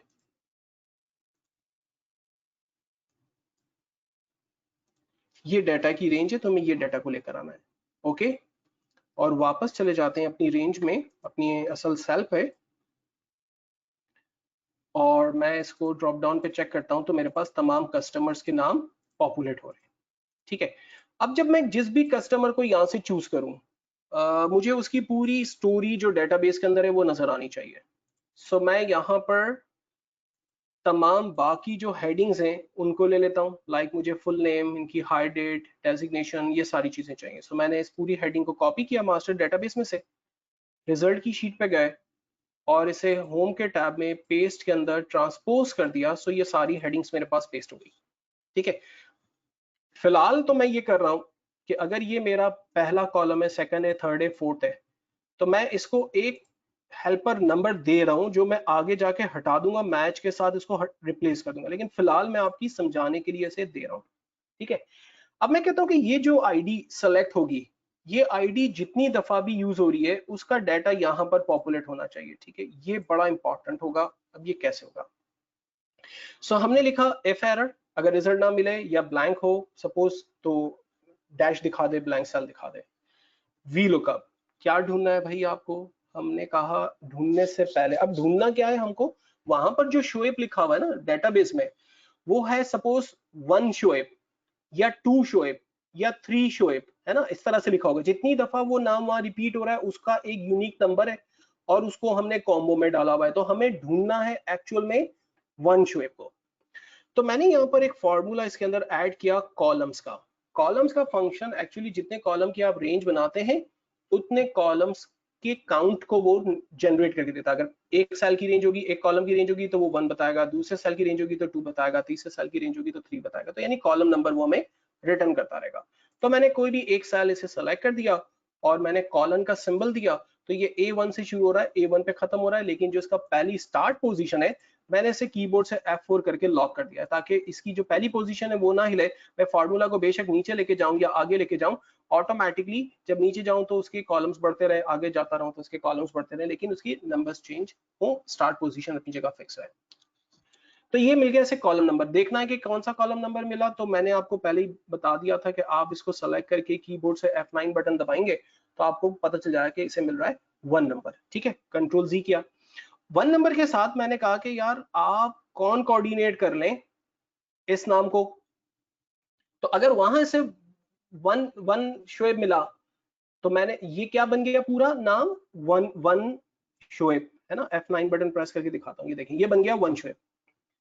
ठीक है, अब इस 1 शोएब को वहां से मास्टर डेटाबेस में से ढूंढेंगे। अगर यहाँ पर दूसरा कॉलम होता तो 2 शोएब होता, तो डेटाबेस में 2 शोएब होगा तो लेकर आएगा। तो ये कॉलम नंबर को लेकर आने से हमें एक फायदा हुआ। अच्छा, इस सेल को मैं लॉक कर लेता हूं क्योंकि जब मैं इस फार्मूला को नीचे आगे ट्रैक करूं तो ये रेंज नहीं हिले, कॉमा। भाई कहां से डाटा को लेकर आना है, तो मैंने डेटाबेस में टेबल बनाया नहीं, गलती कर ली, तो कोई बात नहीं, हम इस पूरे डाटा को सेलेक्ट करते हैं। मैंने कहा ये डेटाबेस है, इसमें से डाटा को लेकर आना है तुमने, और इसे मैंने लॉक कर दिया, F4 किया। ठीक है, कौन से कॉलम से डाटा को लेकर आना है, तो आपने देखा था कि मैंने एक हेल्पर कॉलम यहाँ पर ऑलरेडी बनाया हुआ है। मैंने कहा इस कॉलम से आपको डाटा लाना है, और आपका जो कॉलम है ए हम लॉक करते हैं और 7 को लॉक नहीं करते, सो मैंने ए को लॉक ए को लॉक कर दिया और मैंने कहा आप एग्जैक्ट मैच करें। सो ये मेरा हो गया वी लुकअप कंप्लीट। अब इफ एरर के अंदर मैंने कह दिया अगर आपको डाटा ना मिले तो आपको डैश दिखाना है, ठीक है, bracket close and then enter. So मेरे पास डेजिग्नेशन में शोएब पहली दफा ग्रुप मैनेजर है, ड्रैग किया तमाम रिजल्ट पॉपुलेट हुए, ड्रैग किया तमाम रिजल्ट पॉपुलेट हुए। अगर कहीं पर डाटा नहीं मिल रहा है तो ऑटोमेटिकली वहां पर डैश आ रहा है, हमारे पास कोई बग नहीं आ रहा। तो अगर मैं देखना चाहूँ कि शोएब ये date of birth, date of hiring को सही कर लेते हैं, तो अगर शोएब यहाँ पर है तो 3 दफा शोएब होंगे। मैं उसको फिल्टर लगाकर आपको दिखाऊं, अगर यहाँ मैं फिल्टर लगाता हूं और मैं कहता हूं शोएब, ये देखें 1 2 3 3 शोएब्स हैं एक्चुअली डेटाबेस के अंदर और यहाँ पर भी 3 शोएब्स आ रहे हैं। सो अगर मैं ड्रॉप डाउन से चेंज करता हूँ, अकील को लेकर आता हूँ, तो अकील की जो जर्नी है, मेरे पास अकील जो है वो असिस्टेंट मैनेजर भी है, ग्रुप मैनेजर भी है, सीओ भी है, कंट्री मैनेजर भी है, सबकी हायरिंग डेट है, कौन कौन सिटीज में मौजूद है, कौन कौन से प्रोविंस में, क्या सैलरी है, ब्ला ब्ला ब्ला। मेरे पास जो है वो कितने बशीर हैं, डाटा आ रहा है, मेरे पास कितने साबिर हैं, डाटा आ रहा है, ठीक है। अब आखिरी काम, इसको मुझे डायनामिक करना है। यहाँ पर मुझे ये नहीं चाहिए था, हाथ से हेल्पर नंबर नहीं चाहिए था, तो मुझे क्या करना होगा, मैंने कहा आप मैच करो, ठीक है, आप मैच करो। किसको ढूंढो, लुकअप वैल्यू, मैंने कहा आप इसको ढूंढो। और इसको मुझे किस तरह से लॉक करना है, कॉलम बी को, कि कॉलम सी में ना चला जाए, आगे जरूर नीचे जरूर जाए। तो मैंने F4 बटन दबाया, बी कॉलम को लॉक किया। भाई ये कहाँ मिलेगा डेजिग्नेशन, हम चले गए डेटाबेस में, हमने कहा देखो ये हमें मिलेगा इस रेंज के अंदर, इस रेंज को लॉक किया F4 करके और हमने कहा एग्जैक्ट मैच करो, ब्रैकेट क्लोज किया। ये मैं यहाँ इस फॉर्मूला बार में लिख रहा हूँ, ठीक है। सो मैंने इसको कहा आप क्लोज कर दो और यहीं पर ही रहकर मैंने एंटर बटन प्रेस किया, डाटा आ गया। ये हेल्पर नंबर्स मिटा रहा हूं मैं, इस फॉर्मूला को बॉटम पे ड्रैग किया, इस फॉर्मूला को आगे ड्रैग किया, ये मेरी शीट सॉल्व हो गई। अब अगर मैं कोई भी कस्टमर, एम्प्लॉय, इनवॉइस नंबर, किसी भी डिटेल को ढूंढ रहा हूं, उसके अकॉर्डिंगली डाटा मेरे पास लाइव पॉपुलेट हो रहा है। और जो प्रॉब्लम हमें वी लुकअप के अंदर आता था कि वी लुकअप जो है वो अगर डाटाबेस के अंदर एक से ज्यादा वैल्यूज अगर हैं तो वो हमें नहीं ढूंढ के देता, तो उसका सॉल्यूशन हमने यहाँ पर निकाल दिया है, ठीक है। नाउ आगे बढ़ते हैं, multi V lookup with index match function, ठीक है। देखो ये जो सिनेरियो मैं आपसे डिस्कस कर रहा हूँ ये इंडस्ट्री के अंदर बहुत ज्यादा यूज होता है, खास तौर पे जहां पर टैक्स के स्लैब्स हैं, जहां पर मार्कअप के स्लैब्स हैं, जहां पर प्रॉफिट के स्लैब्स हैं, ठीक है। अगर क्रेडिट कार्ड डिपार्टमेंट ये कहता है कि भाई अगर आपने पेमेंट कर दी ना फला इतने दिन में तो कोई आप पे मार्कअप नहीं है, लेकिन अगर जैसे ही एक्सीड करेगा, अगर इतने दिन एक्सीड हुआ ना तो इतना मार्कअप है, उससे ज्यादा हो गया तो इतना मार्कअप है, इससे ज्यादा दिन हो गया तो इतना मार्कअप है, तो उसके स्लैब्स होते हैं, ठीक है। इसी तरह से सेल्स के लोगों के पास ऑप्शंस होता है, भाई आप मेरी एक बिस्किट मैन्युफैक्चरिंग कंपनी है, छोटा सा मैं एक जो है वो मेरी इंडस्ट्री है और 3 4 फ्लेवर्स हैं, हम जाते हैं और हम शॉपकीपर को ऑफर कहते हैं कि यार रमजान आ रहा है, अगर आप हमारा ये बिस्किट लेंगे सपोज 1 लाख का, तो हम आपको सपोज 5.5% डिस्काउंट देंगे। आप अगर हमारा यही बिस्किट 2 लाख का लेंगे तो हम आपको सपोज 8% डिस्काउंट देंगे। तो यानी जितनी ज्यादा आप परचेजिंग करेंगे उतना आपका डिस्काउंट हम बढ़ाएंगे। और ये जो सिनेरियो ये हर सेल्स के अंदर चल रहा होता है, आप अपने कस्टमर्स को अट्रैक्शन दे रहे होते हैं कि भाई इतने मिलियन की इन्वेस्टमेंट कर दो, टूर आपको मिल जाएगा, इतना ऑर्डर बुक करा लो, टूर मिल जाएगा, या ये डिस्काउंट आपको दिलवा देंगे, फला फला। तो एक्चुअल में ये 2 वे स्लैब्स हैं जहां पर मुझे कार्ड को ढूंढना है और डेज को ढूंढना है और उसका मार्कअप लेकर आना है। तो सबसे पहले मैं कार्ड्स को कैसे यहां लेकर आऊंगा, तो अगेन ड्रॉप डाउन बनाते हैं, डाटा, डाटा वैलिडेशन में हम चले गए लिस्ट के अंदर और मैंने कहा सोर्स में ये तीनों कार्ड्स, ओके। सो मेरे पास कार्ड्स के नेम्स आ गए और डेज, अब ये डमी डाटा है तो आप ज़ाहिर अपने रियल सिनेरियो में इसको अप्लाई कर सकते हैं। सो मैंने कहा ये मेरे डेज हैं एंड देन ओके। अब अगर सपोज मैं एक कार्ड पे मैं परचेजिंग करता हूं और मैं ओवर हो जाता हूं, मेरे पास 45 डेज का लिमिट था, मैंने उसको एक्सीड कर दिया और अब मैं मुझे लिमिट मिली है कि 7 दिन जैसे ही होंगे ना, 7 दिन के अंदर अगर आप पेमेंट करोगे तो आपको 5.5% मार्कअप होगा। तो मैंने परचेजिंग की थी सपोज 50,000 रुपए की कुछ सामान की और मुझे लेकर आना यहाँ पर मार्कअप 5.5%, कैसे आएगा ये। सो हमने दो तरीके अप्लाई हो सकते हैं, इंडेक्स भी हो सकता है, मैच भी हो सकता है, और वी लुकअप मैच भी हो सकता है। तो मैं अप्लाई करता हूं यहाँ पर सपोज वी लुकअप को पहले, और फिर मैं इंडेक्स मैच के साथ भी करके दिखा देता हूं आपको।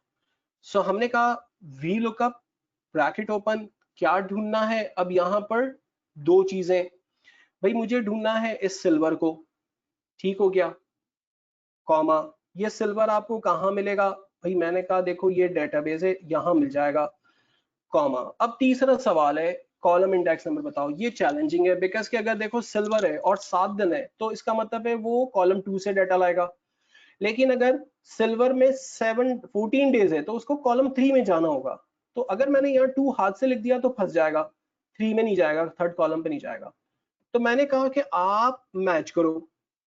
कहता है किसको ढूंढना है? मैंने कहा आप इसको ढूंढें। कहां से? मैंने कहा आप इस रेंज में से ढूंढें और एग्जैक्ट मैच करें, ब्रैकेट क्लोज। तो अब मैच को क्या मिला? अगर मैं इस मैच के फंक्शन को रेंज में लेकर F9 बटन प्रेस करता हूं तो इसे मिल गया 2, है ना, क्योंकि 7 यहां पर पड़ा हुआ है। और वी लुकअप को सिल्वर के 7 डेज से रिजल्ट रिटर्न मिलेगा 5.5, बिल्कुल सही जा रहा है अब तक। तो अंडू किया मैंने से, कॉमा, और मैंने कहा आप एग्जैक्ट मैच करो, ब्रैकेट क्लोज, एंटर, 5.5 आंसर आ गया। अगर मैं सिल्वर की जगह गोल्ड कार्ड ले रहा हूं तो गोल्ड कार्ड में 4.4%, जबरदस्त। और अगर मैं प्लैटिनम ले रहा हूं तो उसी के अकॉर्डिंगली 3.3%। लेकिन अगर मैं 14 डेज का स्लैब ले रहा हूं तो उसका मार्कअप 5.9, और अगर मैं 21 डेज ले रहा हूं तो उसका मार्कअप 7.5। तो ये डायनामिक हो गया टोटली। और उसके बाद तो फिर बच्चों वाली बातें हैं कि अमाउंट को मल्टीप्लाई कर दिया परसेंटेज के साथ और दोनों को प्लस कर दिया, तो मुझे बैंक को जो पेमेंट रिटर्न करना है वो ओवरऑल ये पेमेंट रिटर्न करना है, ठीक है। तो आपने डाटा को डायनामिक कर दिया, जिस तरह से भी चाहे उसी के अकॉर्डिंगली रिजल्ट आपके पास पॉपुलेट हो रहा है। अब यही काम वी लुकअप की जगह मैं इंडेक्स और मैच के साथ करना चाहूं तो ये कैसे होगा? तो चलें इसको करते हैं। Equal index bracket open. अब इंडेक्स में सबसे पहले मुझे क्या बताना है कि डाटा कहां से चाहिए? तो डाटा चाहिए मुझे इस जगह में से, ठीक है। मल्टीपल कॉलम्स है, मल्टीपल रॉज है, लॉक करना है कर दें, नहीं करना आपकी मर्जी है। और फिर हमने कहा आप मैच करो। भाई डाटा कैसे लाएगा? हमने कहा आप मैच करो, देखो ये नाम, कॉमा, इस लिस्ट में जहां भी आपको मिल जाए, ठीक है, उसके साथ आप मैच करो और एग्जैक्ट मैच करो, ब्रैकेट क्लोज। तो उसे मिल गया एक्चुअली रॉ नंबर, इंडेक्स को मिल गया रॉ नंबर। अब कॉलम नंबर ढूंढना है, कॉमा, मैंने कहा आप मैच करो इसे इस लिस्ट के अंदर और एग्जैक्ट मैच करो। सो इसे मिल गया एक कॉलम नंबर, ब्रैकेट क्लोज और एंटर। आंसर देखें बिल्कुल जबरदस्त आ रहा है। सिल्वर पे 14 डेज 4.1 7.1। अगर मैं सिल्वर की जगह गोल्ड लेता हूं तो गोल्ड का 6.2, 14 डेज की जगह 7 डेज लेता हूं तो मार्कअप आ रहा है 4.4। तो आपने देखा कि इंडेक्स और मैच के फंक्शन को, सॉरी वी लुकअप के फंक्शन को अगर आप डायनामिक बनाना चाहते हैं, मल्टीपल कॉलम्स में स्लैब्स में से डाटा को ढूंढना चाहते हैं, तो आपको मैच का फंक्शन बड़ी जबरदस्त उसमें हेल्प करके देगा, ठीक है। देन उसके बाद हम चल रहे हैं नेम मैनेजर के साथ भी लुकअप। नेम मैनेजर एक जबरदस्त टॉपिक है जिसको कल मैं बहुत डिटेल में काउंट एफ्स, सम इफ्स, इसके ऊपर कल बात करेंगे। आज हम इंडेक्स मैच को ऑलमोस्ट कंप्लीट कर लेंगे। सो मेरे पास स्टोरी है कि यहाँ 3 मेरे पास इंफॉर्मेशन हैं, लाइक डिफरेंट प्रोडक्ट्स हैं और मुझे इन प्रोडक्ट्स की सेल्स को लेकर आना है, ठीक है। कराची है, लाहौर है और इसी तरह से मुल्तान है। और इन तीनों सिटीज के अंदर मैं ये प्रोडक्ट्स बेच रहा हूं और टोटल जो रेवेन्यू मैंने जनरेट किया, इसको इग्नोर कीजिएगा, जो टोटल रेवेन्यू मैंने जनरेट किया वो ये है। और ये रेवेन्यू यहां मुझे लेकर आना है और इस तरह से लाना है कि प्रोडक्ट ए के सामने ऑटोमेटिकली प्रोडक्ट 1 के सामने कराची की जो सेल्स है वो मेरे पास पॉपुलेट करे, लाहौर की सेल्स प्रोडक्ट ए के आगे 1 के आगे जो है वो पॉपुलेट करे और 1 के आगे डेफिनेटली मुझे मेरी जो तीसरी प्रोडक्ट है उसका रेवेन्यू मुल्तान का जो है वो पॉपुलेट करे। तो ये एक्चुअल में हम कैसे करेंगे? तो मैं कर ये रहा हूं कि सबसे पहले अपने इन रिकॉर्ड्स को सेलेक्ट करके दो तरीके, फॉर्मूला टैब में जाकर नेम मैनेजर में जाकर नेम मैनेजर असाइन कर दूं। ये पहले से नेम मैनेजर असाइन है, मैं इसको डिलीट करता हूं ताकि हम फ्रेश बनाएं अभी और सीखें कि कैसे होगे। ठीक है, तो एक तरीका तो है कि नेम मैनेजर में जाकर न्यू पे जाएं और नेम मैनेजर बनाएं। दूसरा तरीका ये हो सकता है कि रेंज बनाई और जैसे टेबल आप बनाते हो ना, ऐसा ही आपने डायरेक्टली रेंज बनाई और यहाँ जो नेम बॉक्स है उस पर जाकर आपने नाम दे दिया सपोज कराची, एंटर। तो इस पूरी रेंज को एक नाम मिल गया। फायदा क्या होगा कि आप कहीं भी खाली जगह पे क्लिक करते हैं, इस नेम बॉक्स पे क्लिक करते हैं, कराची को सेलेक्ट करते हैं, तो वो आपको वो उसकी रेंज बता देता है कि भाई ये एरिया पूरा कराची रेंज के अंदर मौजूद है। फायदा ये होगा कि जब आप सम करेंगे कराची को तो ये सारे नंबर प्लस होकर आपके पास आ जाएंगे, आपकी पूरी रेंज जो है वो कॉल हो सकती है, जैसे आप टेबल की रेंज को कॉल करते हैं, ये आपको इस तरह के फायदे मिलेंगे।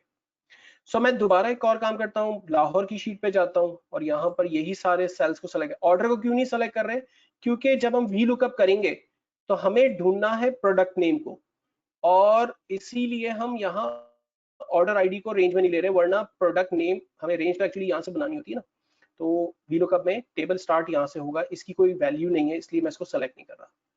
सो दूसरे सेल को मैंने सेलेक्ट किया, शीट को सेलेक्ट करके मैंने इसको नाम दे दिया लाहौर, और इसी तरह से मुल्तान के डाटा को सेलेक्ट करके मैंने इसे नाम दे दिया मुल्तान। अब फायदा ये हुआ कि नेम मैनेजर जो मैंने आपको दिखाया था, देखें यहाँ पर ये नेम मैनेजर्स क्रिएट हो गए। अगर कभी भी नेम मैनेजर आप क्रिएट करें और आपकी रेंज गलत हो जाए तो आप डबल क्लिक करके इसकी रेंज को ठीक कर सकते हैं, नाम को ठीक कर सकते हैं, टैब बटन दबाएंगे तो आप करेक्शंस कर सकते हैं, वगैरह वगैरह सारी चीजें कर सकते हैं। अब इस पूरे का फायदा क्या हुआ भाई, फायदा ये हुआ कि मुझे प्रोडक्ट ए कराची की सेल्स लेकर आनी है यहाँ पर, तो मैंने फॉर्मूला लिखा इक्वल्स वी लुकअप, कहता है क्या ढूंढना है, मैंने कहा आप इसे ढूंढें और इसको इस तरह से कि कॉलम ए लॉक होगा। सो मैंने कीबोर्ड से F4 बटन प्रेस किया और कॉलम ए को लॉक किया। और कैसे ढूंढे, तो कल भी मैंने ये सवाल किया था कि अगर मल्टीपल शीट से डाटा को ढूंढना हो तो कैसे ढूंढेंगे, तो काफी लोगों ने इनपुट दिया था कि आप इफ का फंक्शन भी अप्लाई कर सकते हैं।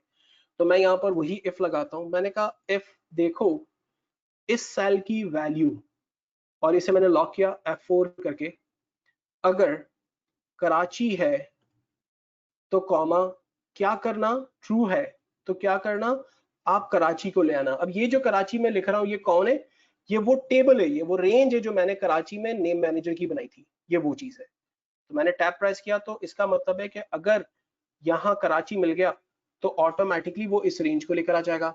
और अगर ऐसा नहीं होता है तो क्या करे, कॉमा, क्योंकि ये आगे भी तो बढ़ेगी ना रेंज। तो मैंने कहा कि अच्छा आगे भी बढ़ेगी, तो इसलिए मैं इसके कॉलम बी का लॉक हटा देता हूं। अच्छा मैंने कहा इफ अगर तुम्हें यहां पर चेक करो इस सेल पर, अगर तुम्हें लाहौर मिल जाए तो तुम क्या करना, लाहौर नाम की जो रेंज है वो ले आना। और अगर तुम्हें इफ इस सेल पर तुम्हें मुल्तान मिल जाए तो तुम मुल्तान को ले आना। ठीक है, तो अब ब्रैकेट क्लोज, पहले इफ का, दूसरे इफ का, तीसरे इफ का। अब ये तीनों इफ में जो भी कंडीशन ट्रू होगी, जो टेक्स्ट ऊपर इसे मिल रहा होगा वो कंडीशन ट्रू हो जाएगी, और यहाँ लुकअप के अंदर वो टेबल आ गया होगा, या तो कराची आएगा अगर मैच हो गया, या मुल्तान आ जाएगा, या लाहौर आ जाएगा, डिपेंड करता है कि सिलेक्शन क्या है। तो इसका वी लुकअप का जो दूसरा आंसर है टेबल बताओ, तो ये टेबल मैंने बता दिया इसके अंदर, कॉमा। तीसरा सवाल है कि भाई बताओ कि कौन से कॉलम से डाटा वहां से लेकर आना है, तो मुझे पता है कि सेल्स जो है वो 5th कॉलम में पड़ी हुई है, तो मैंने कहा 5th कॉलम से डाटा लाओ और एग्जैक्ट मैच करके लाओ, bracket close, enter, Karachi product A product 1 422, cross check करते हैं, कराची प्रोडक्ट 1 422, इसी को ड्रैग करते हैं बॉटम पे, इसी को ड्रैग करते हैं राइट साइड पर, पूरी शीट सॉल्व हो गई।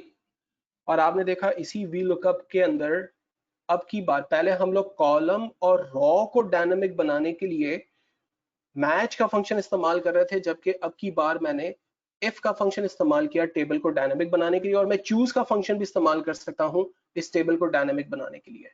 ठीक है, तो ये एक और एग्जांपल हमने डिस्कस की। अच्छा लास्ट एक टॉपिक हम डिस्कस कर लेते हैं और फिर उसके बाद की जो एग्जांपल्स है वो कल के सेशन में डिस्कस कर लेंगे, और कुछ और भी नई चीजें हैं। आज मुझे चूज का फंक्शन इंट्रोड्यूस करना था लेकिन बात नहीं हो पाई, इफ का फंक्शन भी डिटेल में दोबारा आएगा। अच्छा, अक्सर ये सवाल होता है कि पिक्चर को लुकअप कैसे किया जाए। कल एक सवाल आया था कि जब हम लोग वी लुकअप कर रहे होते हैं, डाटा को लेकर आ रहे होते हैं और उससे हम अगर ग्राफ क्रिएट कर रहे हैं, तो क्या उस ग्राफ के ऊपर भी इम्पैक्ट क्रिएट होगा या नहीं होगा? तो बिल्कुल होगा। आप अगर डायनेमिक चार्ट्स बनाने का शौक रखते हैं, आपका डाटा लाइव पॉपुलेट करे और उसके अकॉर्डिंगली चार्ट्स आपके अपडेट हो, तो आप ये बिल्कुल कर सकते हैं। और मेरी एक ट्रेनिंग लॉक होने जा रही है, उसका नाम है data visualising secrets in Excel. तो आप उस ट्रेनिंग को जरूर ज्वाइन कीजिएगा। वो किसी भी एक प्लेटफॉर्म से होगी। जब अनाउंसमेंट होगी तो मैं सर्कुलर आपको यहाँ जब लॉक कर दूंगा तो उसको गूगल ड्राइव पे जो क्लासरूम है उसके अंदर शेयर कर दूंगा, और मोस्ट प्रोबेबली वो ईद के बाद होगी। तो अगर आपको डायनेमिक चार्ट्स की नीड रहती है, आपके पास डाटा बहुत है लेकिन उसकी प्रेजेंटेशन की टेक्निक्स आपको सीखनी है, और सिर्फ वो टेक्निक्स नहीं जो कि एक्सेल के अंदर यहाँ raw column values, bar chart, column chart line के अंदर दी हुई, बल्कि इसको मिलाकर आप कुछ नया बनाना चाहें कॉम्बोज के साथ, तो कैसे होगी, तो वो जरूर आप ज्वाइन कीजिएगा, आपको हेल्प करेगा। अच्छा, अब मुझे करना ये कि सपोज करें एक एग्जांपल बनी हुई कि कुछ मेरी टीम्स हैं और हर टीम का एक लोगो है। तो मैं ये चाहता हूं कि जिस भी टीम के नाम को मैं सेलेक्ट करूं उसकी पिक्चर मेरे पास लोगो यहाँ पर इंसर्ट हो। और ये रियल लाइफ सिनेरियोज में भी होता है कि हमारे पास एचआर का डेटाबेस है और हमारी कंपनी जो है वो बहुत ही सपोज करने बहुत ऑर्गेनाइज्ड या बहुत ही एडवांस लेवल पे नहीं है, मीडियम स्केल पे काम कर रही है। हमने कस्टमर्स जो भी इंप्लॉय हायर करते हैं उसको एक्सेल पे रिकॉर्ड करते हैं और उसी के आखिर में उसकी पिक्चर डाल देते हैं, ठीक है, एक पासपोर्ट साइज फोटो, ताकि पता चले एविडेंस के तौर पर कि ये साहब यहाँ पर है। अब मैं चाहता हूँ कि जिस भी इंप्लॉय को मैं सेलेक्ट करूँ ना, उसका आईडी सेलेक्ट करूँ तो उसका बायोडाटा तो मेरे पास आ ही जाए, लेकिन साथ ही साथ मुझे उसकी पिक्चर भी नजर आए कि अच्छा ये एम्प्लॉय 2019 के अंदर था, अब छोड़ के चला गया, लेकिन ये एम्प्लॉय कौन था, ठीक है। तो मैं उसको रिकॉग्नाइज कर सकूं। कोई भी नई टीम अगर देख रही है, एचआर हेड देख रहे हैं, बॉस देख रहे हैं, तो उन्हें पता हो कि ये स्टाफ जो है वो कौन है या कौन था, वो समझ में आ जाए। और अगर फीडबैक फॉर्म इसी तरह से हम फिल करते हैं तो हमें पता चलता रहे कि अच्छा जो फीडबैक फॉर्म फिल किया जा रहा है, अगर एक बड़ी ऑर्गेनाइजेशन है तो ये कौन लोग हैं और कैसे इस पे ये साहब कौन है या खातून कौन है। तो सबसे पहला काम तो यही करना है कि मैंने एक ड्रॉप डाउन बनाना है जिसमें तमाम क्लब्स के नाम आएंगे और उसके बराबर में मुझे पिक्चर्स को लेकर आना है। तो हम जा रहे हैं डाटा में, डाटा वैलिडेशन में, और मैंने कहा लिस्ट, और सोर्स में मैंने ये तमाम टीम के नामों को सेलेक्ट किया और ओके कर दिया।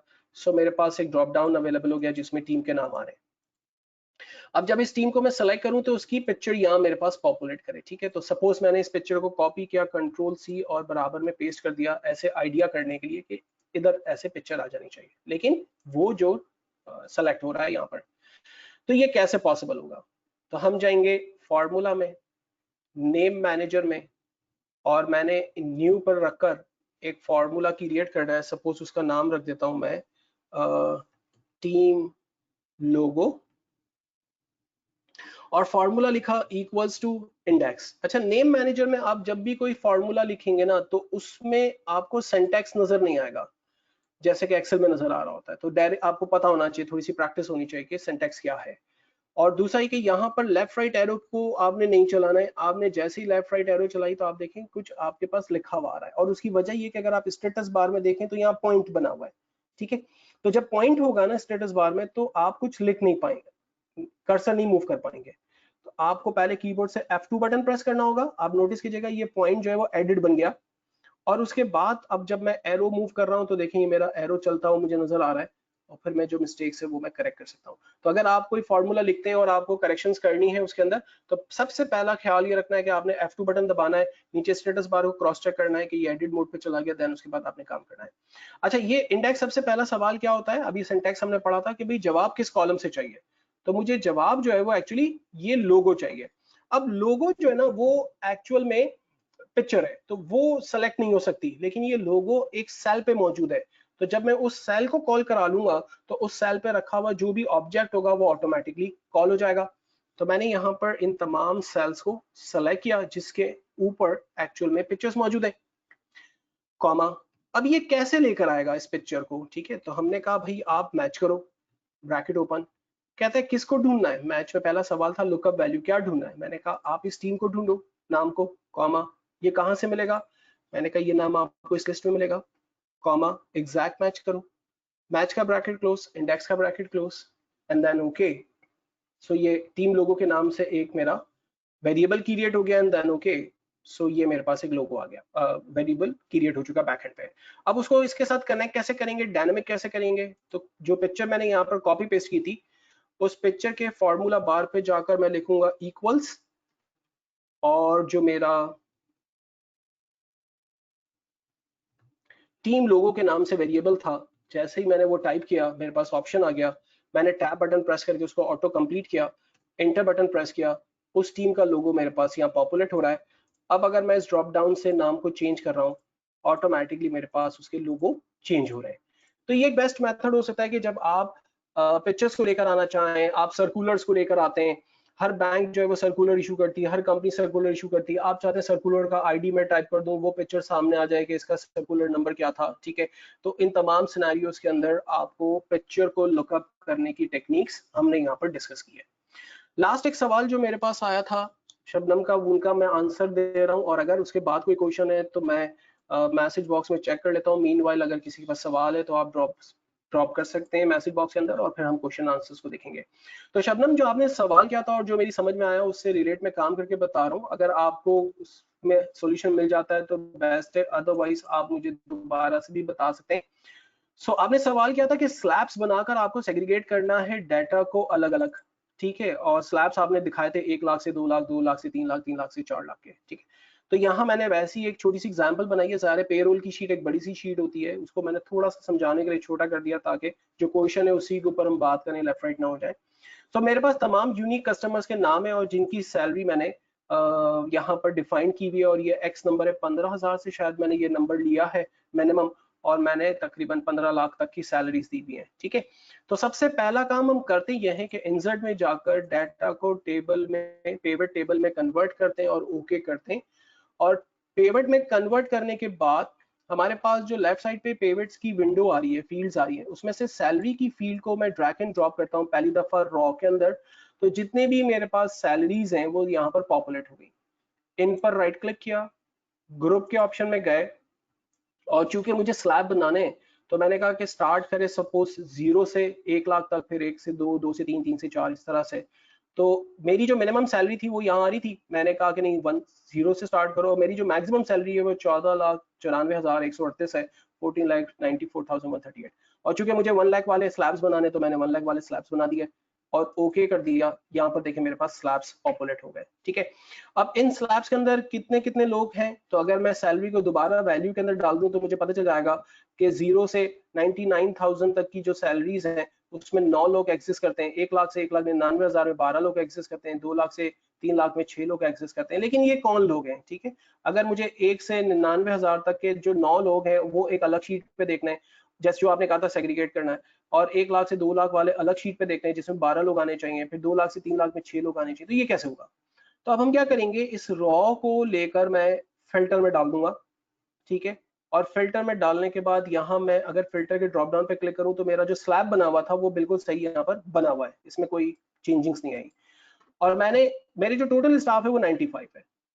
फुल नेम को मैंने ड्रैग किया, रॉ के अंदर रख दिया, ये मेरे पास तमाम स्टाफ के नाम पॉपुलेट हो गए।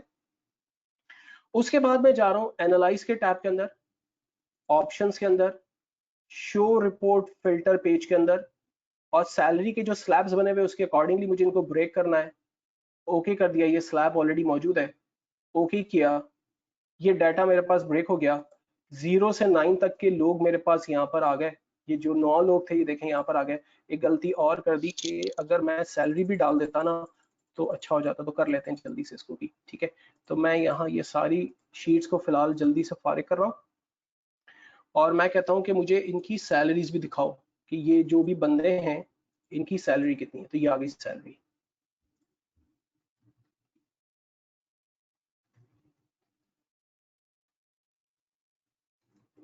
कैप्शन भी दे दिया। अच्छा, अब मैं जा रहा हूँ अगेन एनालाइज में, ऑप्शंस में, शो रिपोर्ट फिल्टर पेज के अंदर, और सैलरी का फिल्टर ऑलरेडी बना हुआ है, ओके। ये स्लैब्स आ गए 0 से 99 तक, 99,000 तक की जो स्लैब है उसमें 9 लोग हैं। ये सैलरी हम पे कर रहे हैं, देखें सबकी सैलरी 99,000 से बिलो है। वो कौन लोग हैं, डिपार्टमेंट कौन सा है, ब्ला ब्ला ब्ला, स्टोरी आ रही होगी आपके पास। 1 लाख से 2 लाख तक के तमाम लोग हैं, 12 लोग थे, आपको याद होगा। अगर नहीं तो मैं मास्टर शीट पे जाके इसको क्रॉस चेक करा सकता हूँ आपको, और ये डाटा उनकी जो 1 लाख से 2 लाख तक की सैलरी वाली नंबर्स आप देख पा रहे होंगे, 2 लाख से 3 लाख वाली सैलरी के स्लैब्स आ गए और सो ऑन। तो इस तरह से हम अपने स्लैब्स बना सकते हैं और ये पॉसिबल है। ये मैंने आपका क्वेश्चन का आंसर दे दिया है। Now,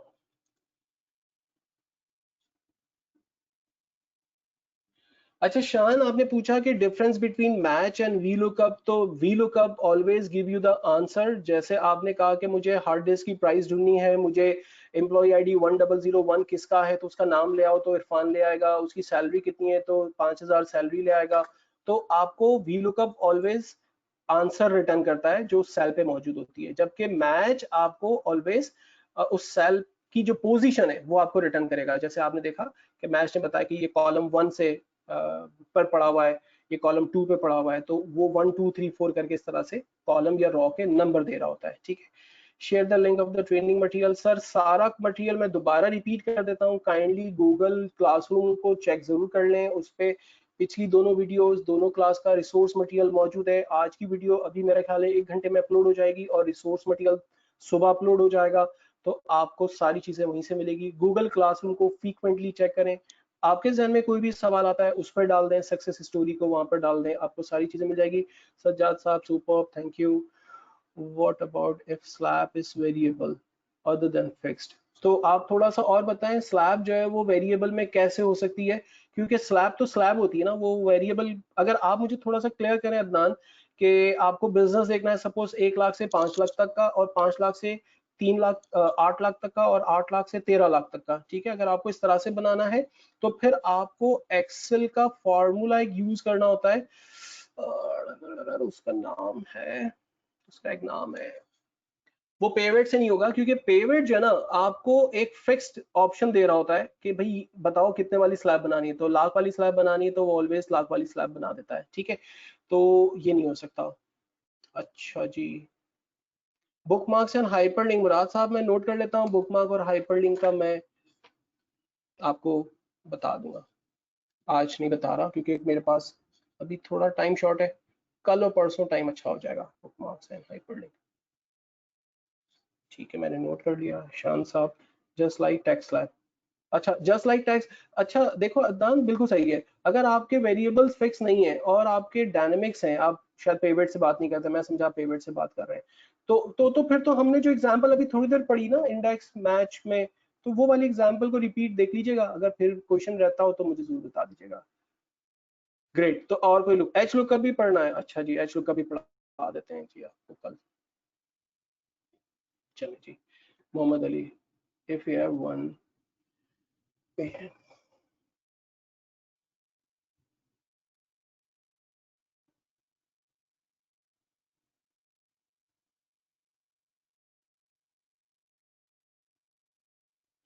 हाँ देखो मोहम्मद अली, आप अगर आपके पास एक पेशेंट की डिटेल है जिसके इंफॉर्मेशन मल्टीपल रॉज में आपके पास उसकी कोई भी एक पेशेंट की इंफॉर्मेशन मौजूद है, ठीक है, और आप उसको देखना चाहते हैं, हीमोग्लोबिन की रिजल्ट देखना है और लास्ट विजिट की देखना चाहते हैं, तो यार उसके ना बहुत सारे तरीके हो सकते हैं। ठीक है, सपोज लास्ट इंफॉर्मेशन के नाम से एक सेल बना हुआ है और वो उसमें पॉपुलेट हो रहा है।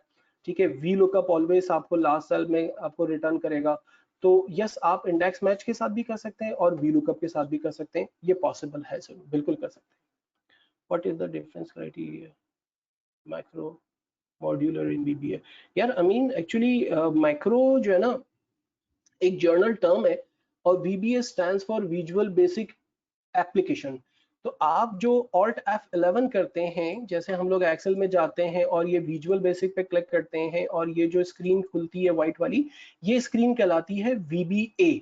यहाँ पर कोड लिखे जाते हैं। इट्स ये जो एप्लीकेशन का इंटरफेस आपको दिख रहा है, it's called VBA, visual basic for application. ये जगह आपने खोल दी और यहाँ जो कोड लिखोगे वो बन जाएगा आपका माइक्रो, या वो आपके सिंटैक्स, या वो आपके मॉड्यूल्स, या वो आपके स्टेटमेंट्स। ठीक है, तो वो जैसे जैसे आप पढ़ते जाओगे वैसे वैसे मिलेगा। लेकिन मैक्रो एक जेनेरिक टर्म है, एक जर्नल टर्म है जो लोग यूज करते हैं, यार माइक्रो बना लो जिंदगी आसान हो जाएगी। ठीक है, लेकिन वो माइक्रो बनेगा कहाँ? वो VBA में बनेगा। वो मॉड्यूल्स होते हैं, वो स्टेटमेंट्स होते हैं। अगर आप देखो टेक्स्ट को ब्रेक करना चाह रहे हो, फिल्टर अप्लाई करना चाह रहे हो, तो ये मॉड्यूल हो गया। लेकिन अगर आप फंक्शन बनाना चाहते हो वी लुकअप का, तो वो मॉड्यूलर नहीं हुआ, वो फंक्शन हो गया, वो स्टेटमेंट्स हो गए। तो इस तरह से डिफरेंस आता रहेगा। आप मेरी वेबसाइट पे जरूर वीडियोस चेक कर लें, अगर आपको टाइम मिलता है मैक्रोस का, तो उसमें फ्री है, वो आपको बहुत हेल्प करेगा। कैन वी यूज सर्च और ऑटोफिल इन डाटा वैलिडेशन लिस्ट? अच्छा, सर्च और ऑटोफिल ये बड़ा मजे का है कि इसको VBA के थ्रू कर सकते हैं। अमीन बिल्कुल ठीक कह रहे हैं आप कि भाई मैं फुल नेम नहीं टाइप करूं और मेरे पास जो है एक ड्रॉप डाउन होना चाहिए जहां पर मैं इरफान लिखूं तो इरफान वाले जितने भी लिस्ट में लोग हो ना, इरफान खान हो, इरफान अहमद हो, इरफान रिजवान हो, सैयद इरफान हो, मोहम्मद इरफान हो, वो सब दिखना शुरू हो जाए। ठीक है, तो लिस्ट को शॉर्ट करता जाए और उसके बाद फिर मैं उसमें से किसी एक को सेलेक्ट कर लूं जो मुझे चाहिए। तो ये बिल्कुल हो सकता है, लेकिन इसके पीछे मुझे VBA बनाना पड़ेगा। एक्सेल के अंदर ये पॉसिबिलिटी नहीं है। हाँ मोहम्मद अली, मैं काम करता हूँ, आपके क्वेश्चन को मैं नोट कर लेता हूँ और मैं ना इसकी एक लाइव एग्जांपल आपसे शेयर कर लेता हूँ। आपने जैसे कहा कि V lookup give you the last result, और आपको अगर इससे रिलेट एक पॉइंट समझना है कि ये कैसे पॉसिबल होगा, तो मैं इसको नोट कर लेता हूँ अपने पास और मैं इसकी एक एग्जांपल आपके साथ कल शेयर करता हूँ बनाकर। और अगर आपके पास स्क्रीनशॉट है तो मुझे शेयर कर दूं, तो मेरी जिंदगी भी आसान हो जाएगी और मैं एग्जैक्टली आपके सिनेरियो में, आपके फार्मूला में ही आपकी हेल्प कर सकता हूँ। अच्छा अदनान, फिर आप कह रहे हैं फाइंड फार्मूला। फाइंड फार्मूला का मतलब है कि क्या आपको फार्मूलाज ढूंढने की बात कर रहे हैं आप, कि अगर फार्मूलाज आप ढूंढना चाहें तो क्या वो कह रहे हैं? अच्छा, एक्स लुकअप बड़ा मजे का था बिल्कुल, लेकिन एक्स लुकअप है ना एक्चुअली चलता है उसमें ऑफिस 365 में। ठीक है, मेरे पास अनफॉर्चुनेटली ऑफिस 2016 है, तो और वो 65 नहीं है, वो 65 नहीं है, तो इसलिए मैं वो नहीं बता पाता। तो ऑफिस एक्स लुकअप बड़ा मजे का है, बिल्कुल डायनेमिक करने के में बड़ी हेल्प करता है, बिल्कुल आप उसको एक्सप्लोर करना। Great, thanks. Please explain how cell is highlight yellow. हाँ, ये बताना है मैंने आपको हबीबुल्ला। कंडीशनल फॉर्मेटिंग एक टॉपिक है हमारा जो हम अभी डिस्कस करेंगे इंशाल्लाह अपनी या तो कल या परसों की क्लास में, तो उसके अंदर हम इस क्वेश्चन को डेफिनेटली डिस्कस कर लेंगे। इनडायरेक्ट भी पढ़ना है नादिर, आपने इनडायरेक्ट लिखा है तो आप या पढ़ना चाह रहे हैं ऐसा?